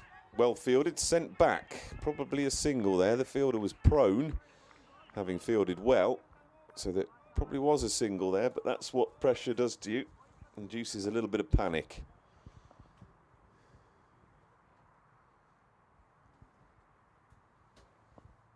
More air to this delivery. Driven straight. This is going towards long off, but it's falling short of Khan, who is fielding there. Just a single.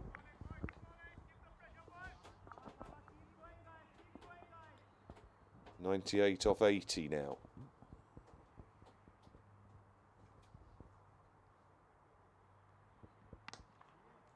And again, good fielding off the bowler. A straight pull, really. Clubbed back.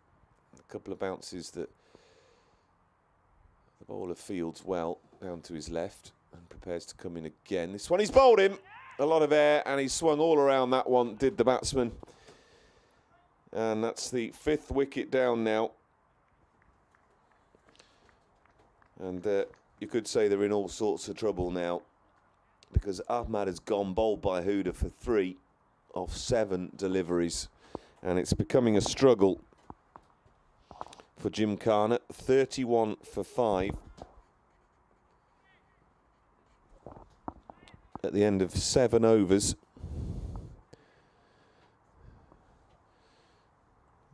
And by comparison, after 7, this is the point at which the Bengal Tigers started to put their foot down in their innings. They were 42 without loss, but that last part of the equation is the important one, the without loss bit. Gymkhana, though, 5 down. There's a new batsman with number 17 on his shirt. Simranjit Brar comes in at number 7. And who's going to continue with the bowling? Khan to bowl the 8th, his 2nd. 0 for 3 after just 1 over, Khan.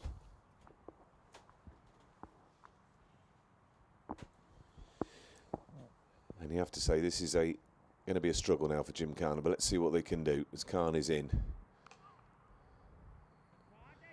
A nicely timed push into the onside gets them a single in glorious sunlight. Still very warm here in Kerava. Remind you, about 25 kilometres north of Helsinki. It's been a glorious day, the warmest of the season so far. Very pleasant indeed, early 20s. And a light breeze.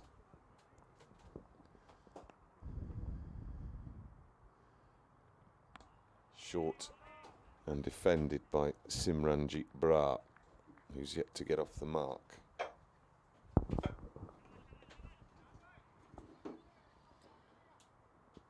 Vice captain and wicket keeper, the man on strike. So he's got a lead from the front now with his team in trouble. Nice defensive shot for no run.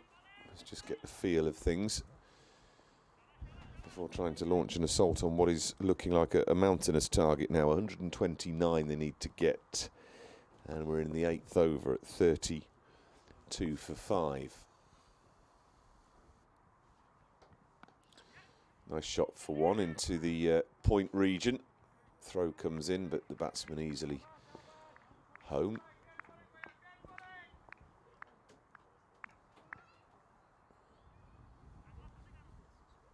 .96 required of 74 balls, so it already looks difficult. 7.78 the required run rate.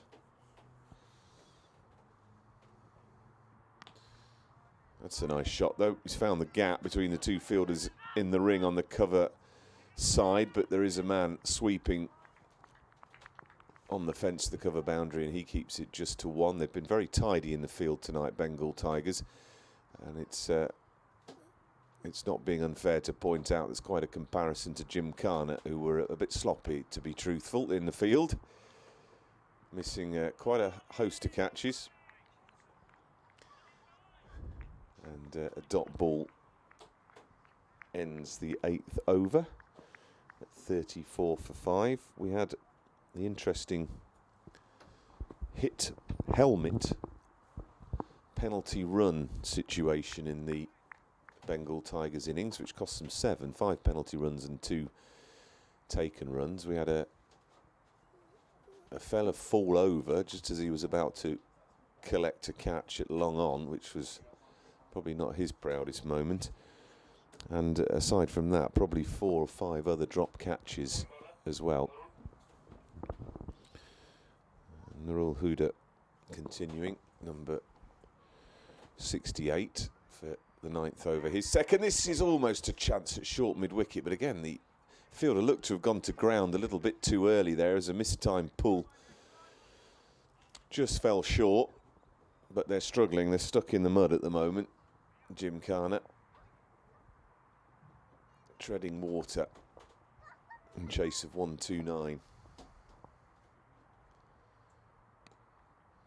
Pushed to offside, slight hesitation in the run. They get there in the end. But there's the indecision, mental indecision. Even the quick runs that normally should be bread and butter are sowing doubt in their minds. Because 1 wicket, 2 more wickets, it's all over for sure. He waits on this one, does the batsman, the tall Simranjit, and he just guides it to third man for a single. But singles, pretty and well executed though they are not what are needed by Gymkhana now at 36 for 5 in the 9th.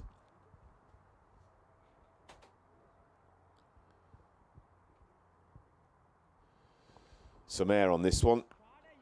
A big attempted slog, but it gets an inside edge and dribbles behind the man at short fine leg fields. 1 more to the total, but that is all. 1 more.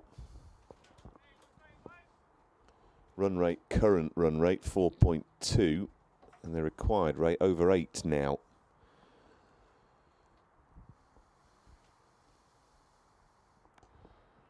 And carefully watched by Simranjit again for no run. Coming to the end of the 9th, 37 for 5. 92 required off 67.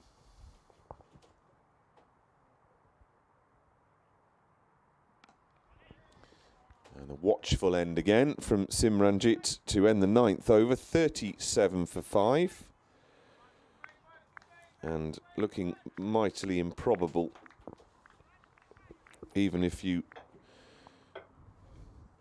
ignore the direct comparison where the Bengal Tigers were 64 without loss after 9.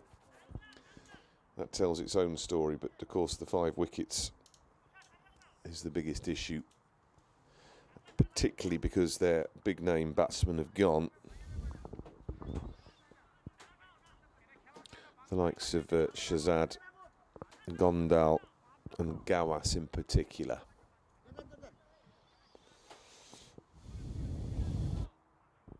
Khan's continuing his 3rd over.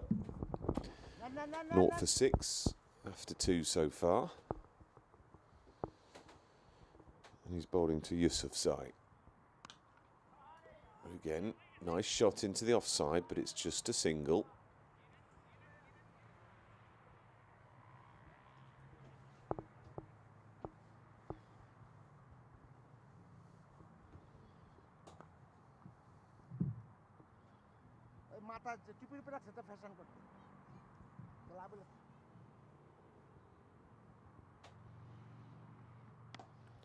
Full toss to Simranjit. Attempted stop with the foot by the fielder, a bit sloppy. Smiles about it at least, and they get through for 2.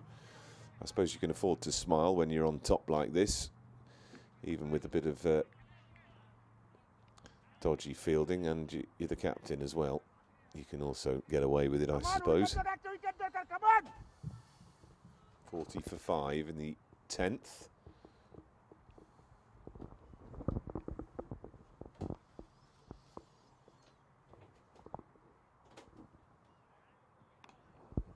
Simranjit again, just having to be content with defending that. He's 4 off 9. Yusufzai 12 off 19. So there's nothing to suggest at the moment they're going to launch a miraculous comeback. It is rather like a 4-day game, this. This one's short again, turned to short mid-wicket, but for no run.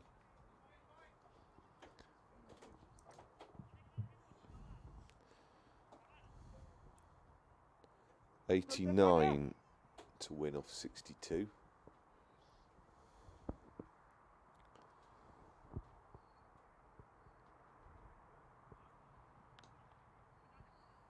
And they might pick up 2. No, it's just a single again to square leg.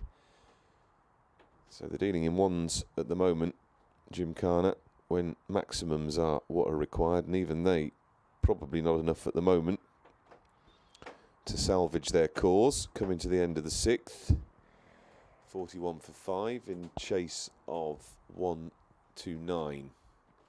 This is a big shot though. This could be a terrific boundary. 1 bounce 4 over extra cover. He really got a hold of that one. I thought for a moment it left the bat so sweetly we could have had one of those terrific 6s over extra cover you don't see too many of. It wasn't far off. But they're going to need an awful lot more of those. 10 overs gone then. And 45 for 5, Gymkhana.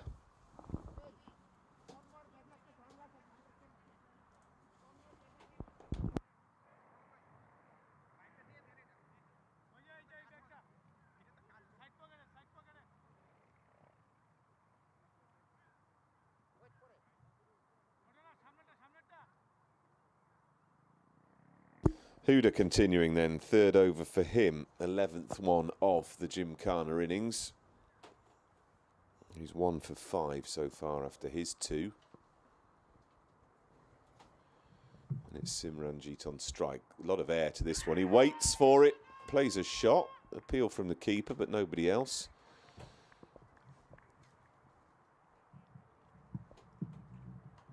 And the batsmen are going to have a conference. Quite what they could be discussing now, apart from broach the boundary, I'm not sure.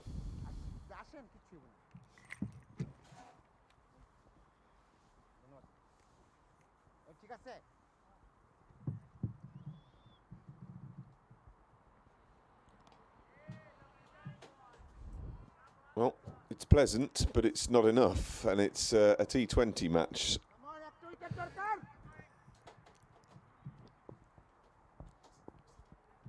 I mean, you've got to have a go, you would feel, at this stage.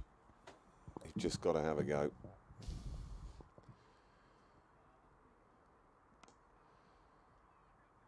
No run again.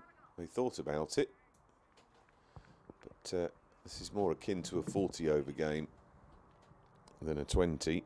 It's more akin to a 5-day game at the moment, to be honest.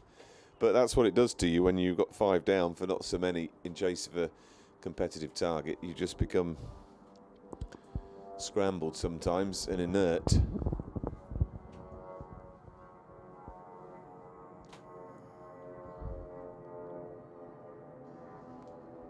It's a pleasant shot to backward point for a single.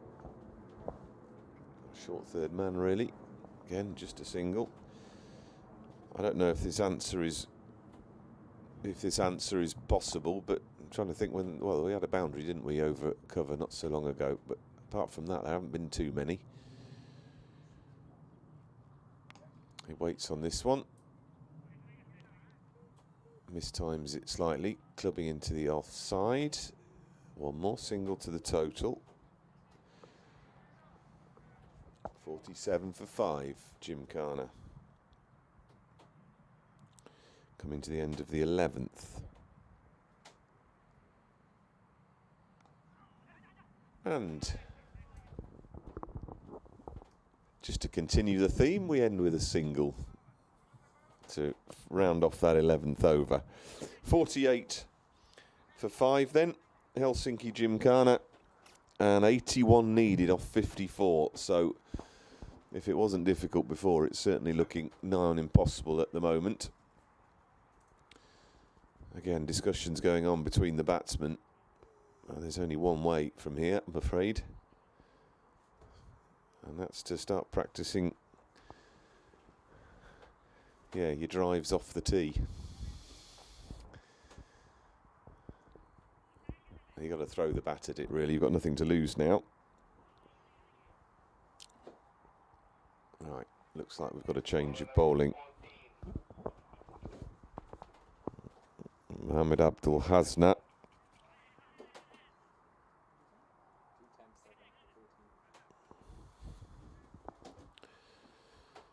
He's going to come on, and he'll be replacing Belayat Khan, who's bowled 3 overs.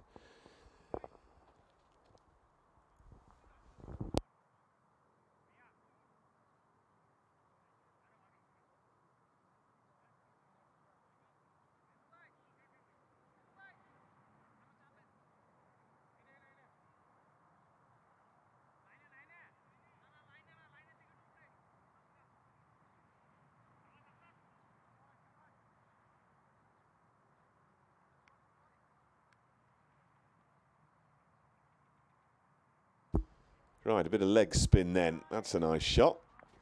But it's only going to get one again to the man on that cover boundary.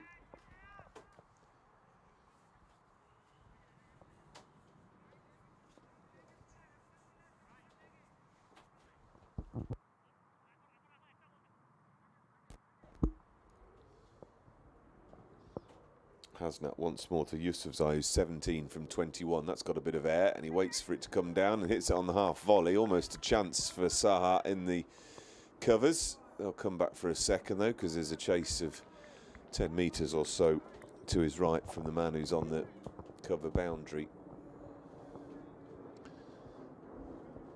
50-50 comes up then for the Bengal Tigers. Not much recognition of that. They're probably rather deflated. Sorry, for Gymkhana at the moment.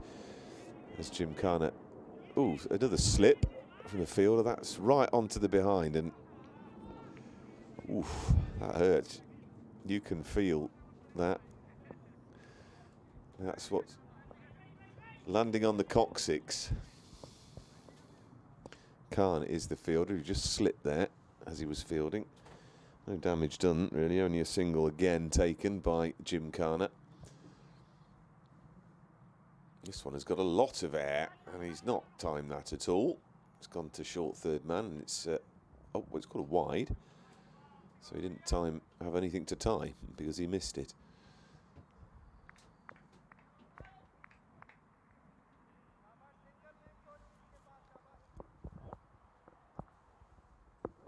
And that one's got even more air, and it reaches the batsman on the full and turns it into the onside. They take one, but that's all it'll be again.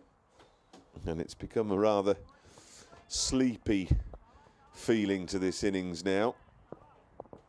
At 54 for 5, you sense the game's up with a required run rate of 9 already and only 5 left in the hutch. The current rate is under 5. Here's a shot though. He's going to pick out long on for a single. Good throw comes in. And it's lacking fireworks at the moment, you might say, but the Bengal Tigers won't worry about that. End of the 12th over then. Final ball of that 12th over. Chops on almost the batsman.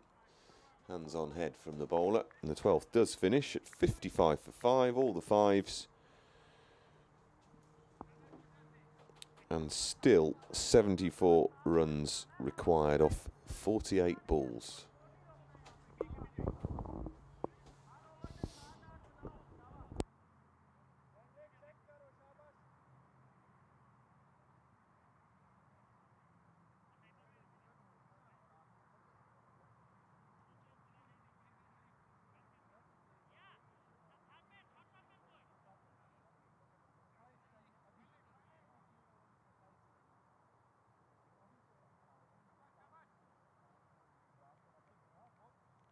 Right, Bilayat Khan, the man who took a little tumble in the previous over, has come on to try and run off the pain of that by returning for his 4th and final over. He's in now.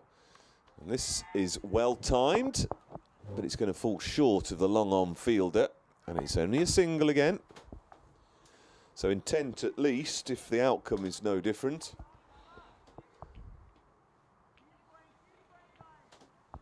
Shouts of keep going from the Gymkhana bench.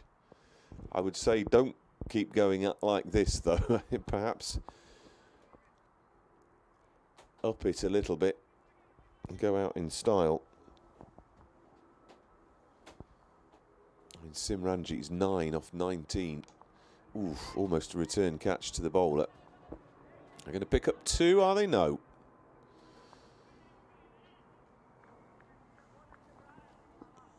Simranjit moves on to 10 then.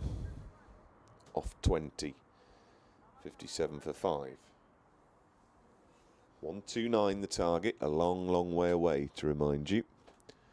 9.39 now the required run rate.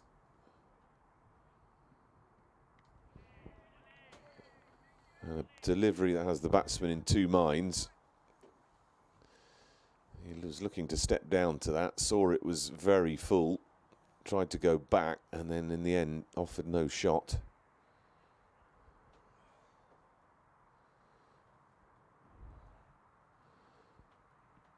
He has a swing at this one.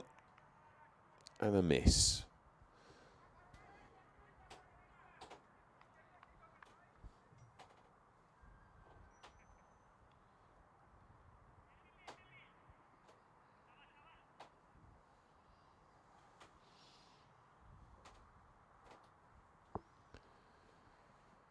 Another big swing and a miss. A keeper, as is their want, shouting, but he was a long way from hitting that.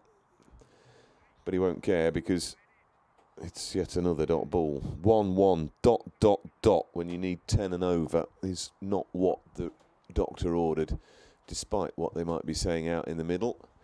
They're rather stuck at the moment. 57 for 5. Chasing 129, only 7 and a bit overs to go. He tries to nurdle that down the leg side, but content to pick up the wide.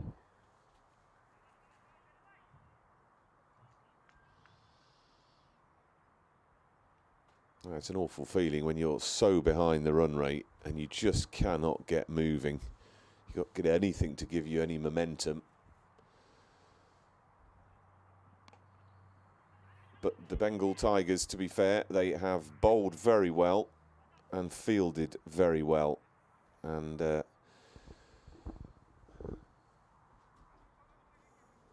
it's not so much the failure necessarily of the batsmen. They've come from a side who are on fire tonight in the field. End of the 13th over, 59 for 5.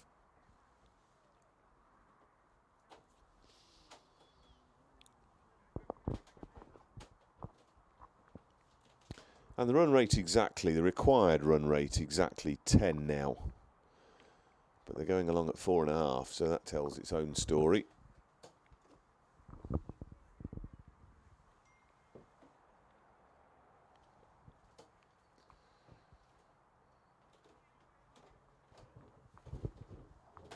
Hasnat continuing with his leg spin.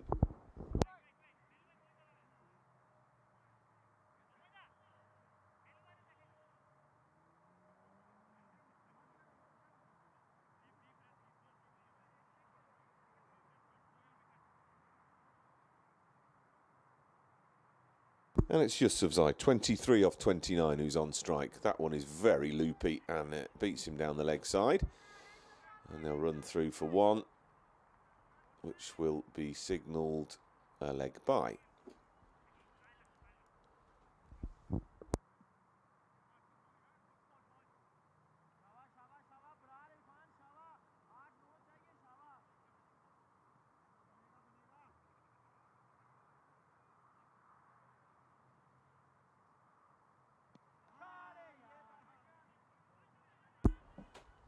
Finally, a little bit more of an expansive shot, a bit of a sweep down to deep backward square leg, but the result, I'm afraid, is just the same again. Another single. They move on to 61 for 5. We're in the 14th. Lots of air on this one. This was almost a chance to the point fielder. It looped to him really off the outside edge of the bat. Just died on him a metre or two in front of him, fielding into the sun there, which is very difficult, I can tell you. Very bright. Directly into the sun, those fielders on the cover side, as this is a chase for that point fielder and the man from third man. They actually pick up 2 here, which is welcome. 63 for 5. Yusufzai moves on to 25 from 32. Just 2 boundaries in that.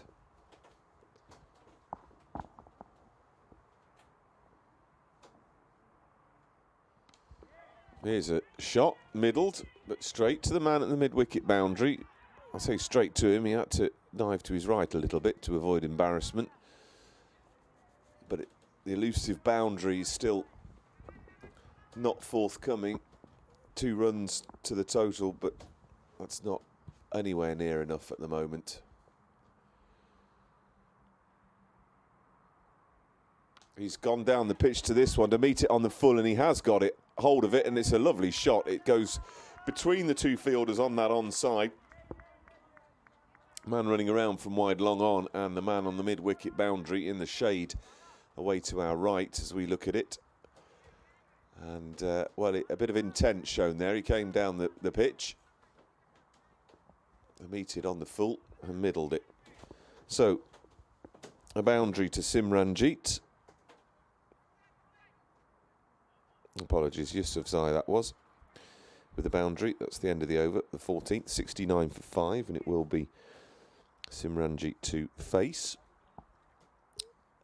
So 10 coming off that. A little bit of momentum then, perhaps. It's still an awful long way to go now. 60 to win off 36. So it's getting close to 2 a ball. Huda's continuing now. The 15th over.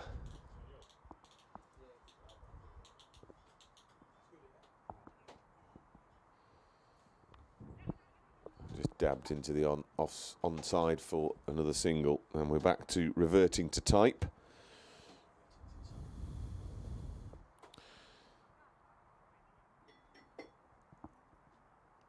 $70 for 5. 59 needed off 35.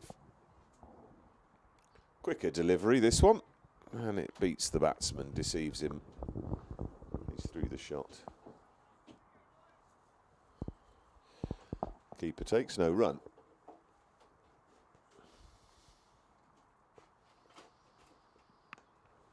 This one a more standard delivery, pushed into the offside, picked up nicely by the fielder. Throw at the stumps, batsman's home, backing up prevents any more.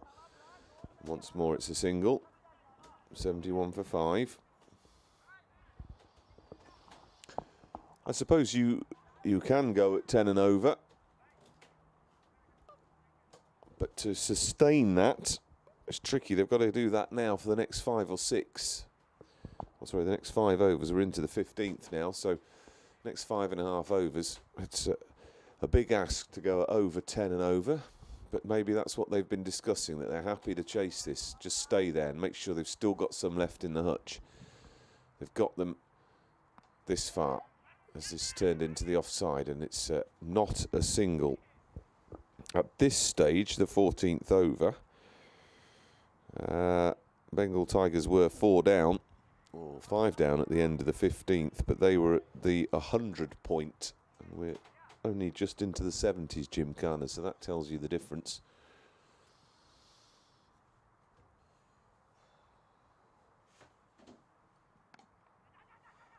Well bowled again. Oh, the mix-up here. The non-strikers come rolling down the other end, and as it is, the rather calamitous fielding by the bowler. A throw at the stumps misses, and they do get through for a comfortable single in the end. So what could have been a run out turns into a single. The bowler's prone on the ground in disbelief. But the upshot of all that is that it's just another single. Huda, who's about to bowl the final ball of his 4-over spell, 1 for 11.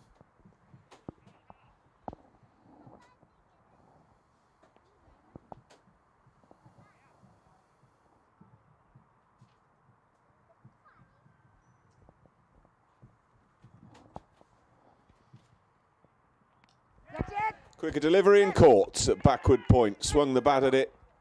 And Huda finishes his 4-over spell with a second wicket. 2 for 11 from a terrific spell. And that is the end of Yusufzai, I think, for 32. 32 he's made off 36.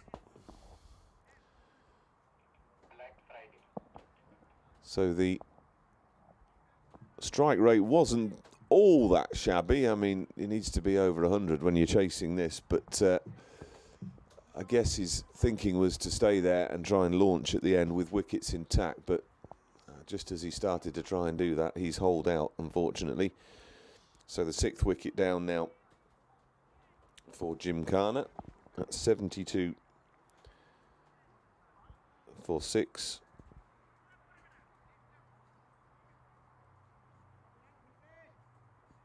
And the task doesn't get any easier for Gymkhana now, as Javid Jan comes in. He won't be facing because the wicket was taken with the last ball of that 15th over.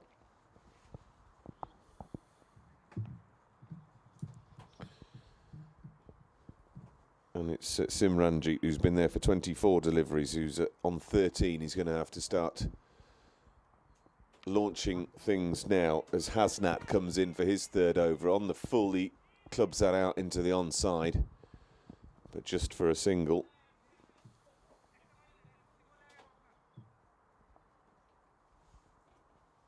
Which brings Jan on to strike for his first delivery. Out the back of the hand, slow looping delivery, a stumping chance and given. So he didn't hang around, Javid. He's on his way. A golden duck, I'm afraid. Stumped. And Gymkhana's 7th goes in the 16th. With the score on 73. 3 wickets remaining and still 129 seeming an awful long way away. The run rate now at exactly 12.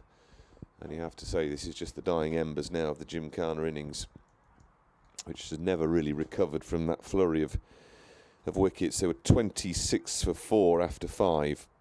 And their big players were already back in the hutch by then. So it's been a struggle since. Number 23 coming to the crease for Gymkhana is Mohammed Hassan.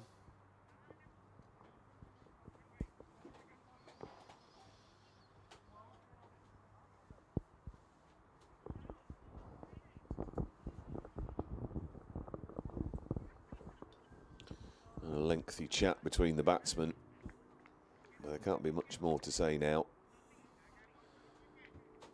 than just go for it. 12 runs and over needed. Current rate, the rate throughout for the last, well, 10 overs or so hasn't got much above 5. It's currently at 4.7. So in truth, they've just not got going.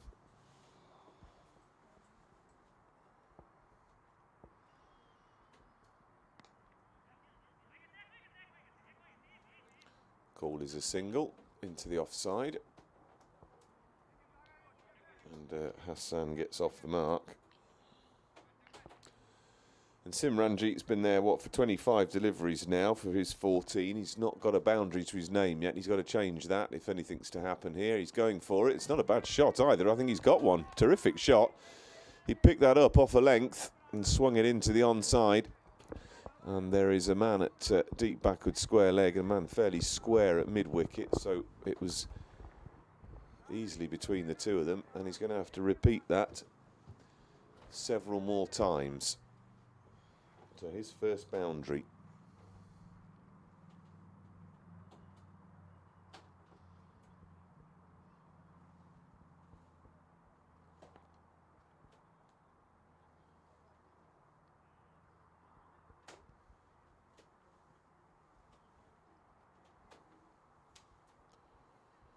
High looping delivery, swing over extra cover. There is a man on the cover boundary, so they're going to come back for 2.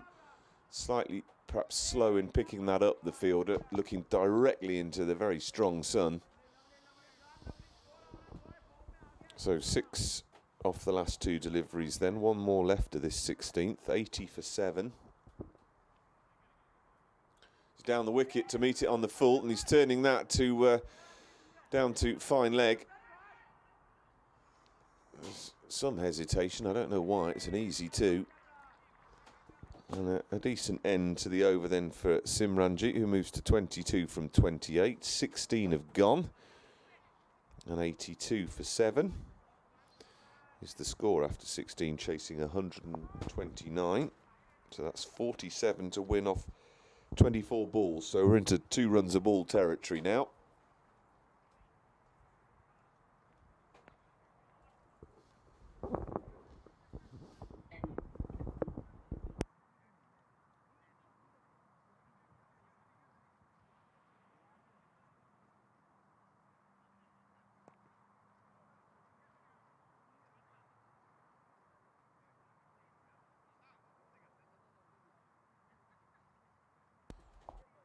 So Ronnie Sardar is going to come back for his third over.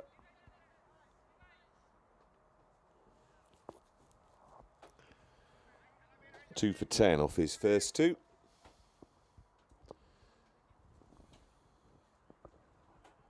Hassan on one on strike. It's a nice shot, but it's only going to be one again. We'll cut to point.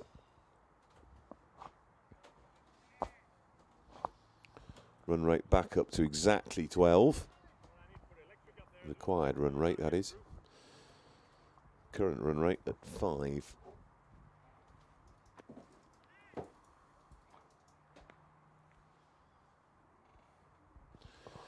Simranjit's the one who's got to do this for them, really. 22 off 28. So he's been there a while. And if they're going to get anywhere close, he's the one to do it for them.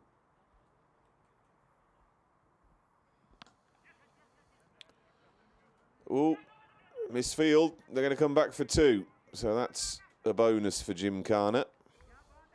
Gets Simranjit back on strike.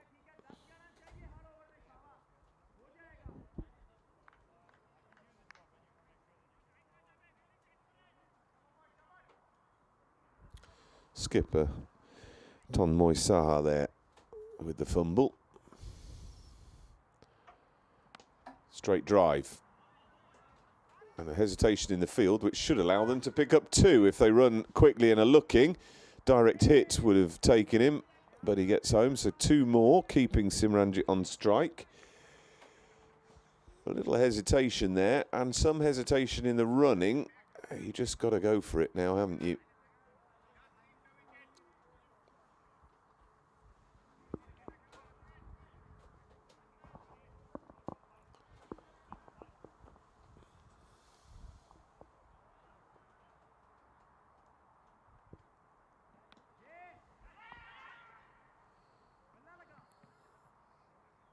Just a single.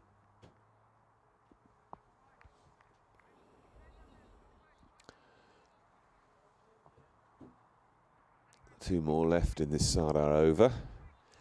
And it's Hassan who's on strike now, who's not, he's only been there for a single delivery, or faced 2 balls, I apologise. And he's trying, he's trying a little ramp over his shoulder, and he's cleaned up, I'm afraid. And he had to go for something. And the 8th wicket falls. So Hassan goes for 2. With the score on 88 for 8. Which is unlucky for some, Nelson. But certainly unlucky for Gymkhana, who are pretty much out of this now. I mean, they were 8 for 2. After 2 overs. They were 18 for 3 after 3 and 26 for 4 after 4. 31 for 5 after 5 overs. And then a partnership of 41. Steadied the ship, but it didn't increase the required run rate, which was already well behind by that stage. And it's all rather inevitable now as Tariq makes his way to the crease.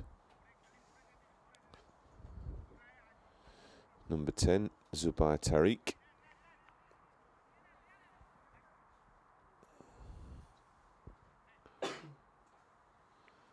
And Sada with 3 wickets for 16 from his 2.5 overs will finish off his 3rd now.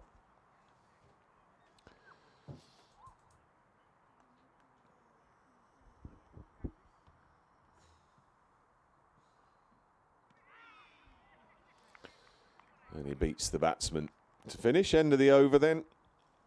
17 gone.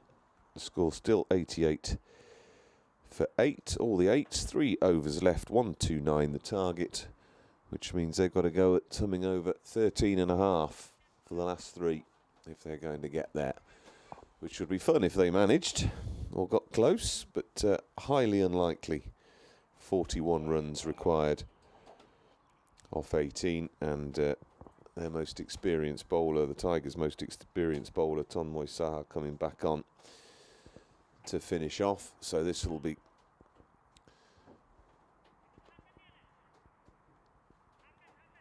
pacey, and Simranjit, who's 27 off 31, has got to just keep finding the fence ball after ball now. Oh, we saw 20 taken off 5 balls in a match yesterday, which I was fortunate or unfortunate enough to be playing in at the time. This one is taken on the pads. This looks in front, and he raises the finger, and Saha strikes with the first ball of his 4th over, and the 9th wicket falls at the unlucky 88. And it's just a question now, 1 more wicket for the Bengal Tigers. So Simranjit finally goes after a lengthy vigil, 39 minutes, 32 balls, and only 20, well, I say only 27, but 27 to his name. So while he tried to stay there for the cause, the rate just never got going, really. And he has to trudge off with the required run rate now at 14.5. And Ati Raymond will come in last at number 11 for Gymkhana.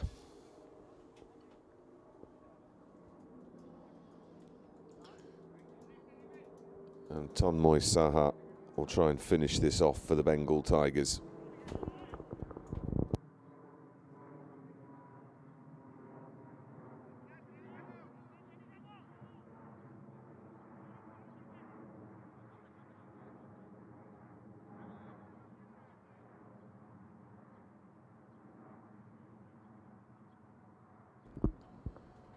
Here's Saha then. Short ball, which he just scoops to mid-wicket. And the fielder drops. It was a difficult chance.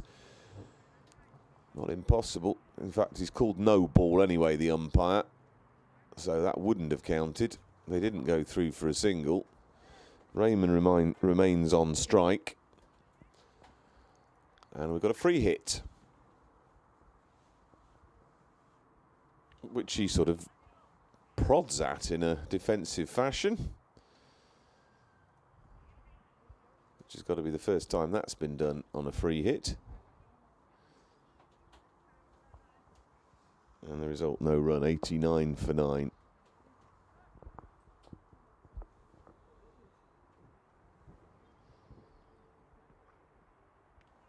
Again, he just holds the bat there, hoping to guide it, but nothing on it. Through to the keeper.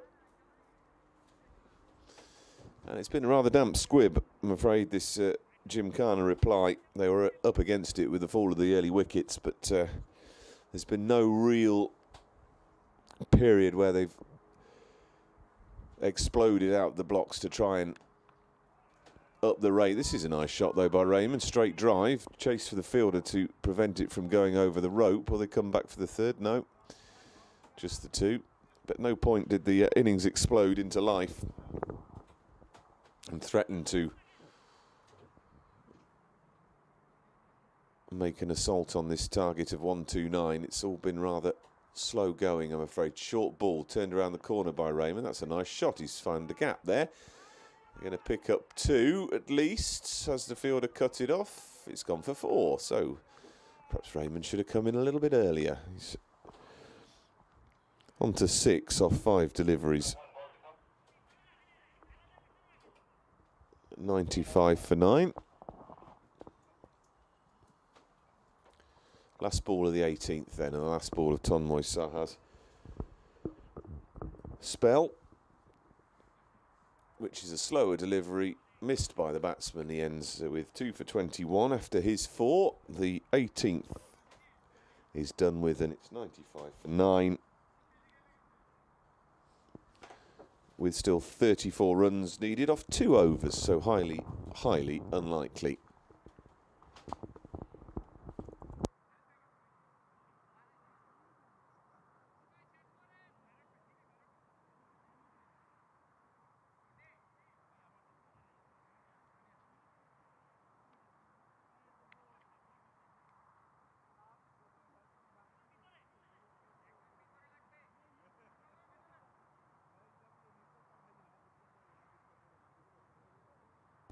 Sardar it will be to bowl the 19th.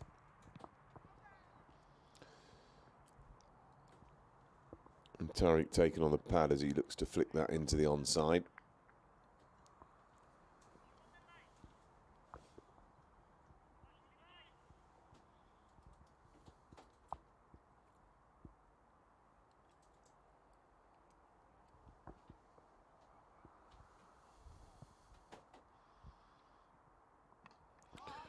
Tariq drives, leading edge, pass backward point for 4 runs. It's a welcome boundary. And these last two have found the boundary fairly readily. It's all in a lost cause now, though. At 99 for 9, they've been 88 for 8, and they're 99 for 9.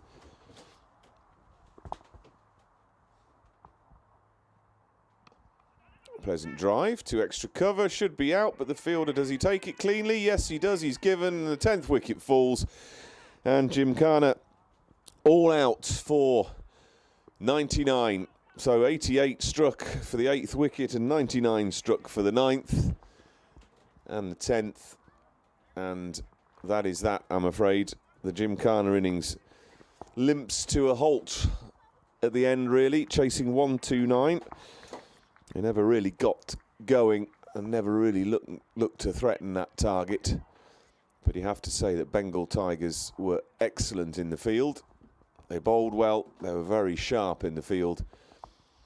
And of course, once you get behind the rate like Gymkhana did at 29 for 4 after 6, 31 for 5 after 7, it's all hard work from there on in. So, Bengal Tigers beat Helsinki Gymkhana by 29 runs on a very pleasant evening here at the National Cricket Ground in Kerava, and we hope you've enjoyed this coverage on the European Cricket Network, and we hope to be able to bring you some more live cricket from the Finnish T20 Premier League in the not too distant future.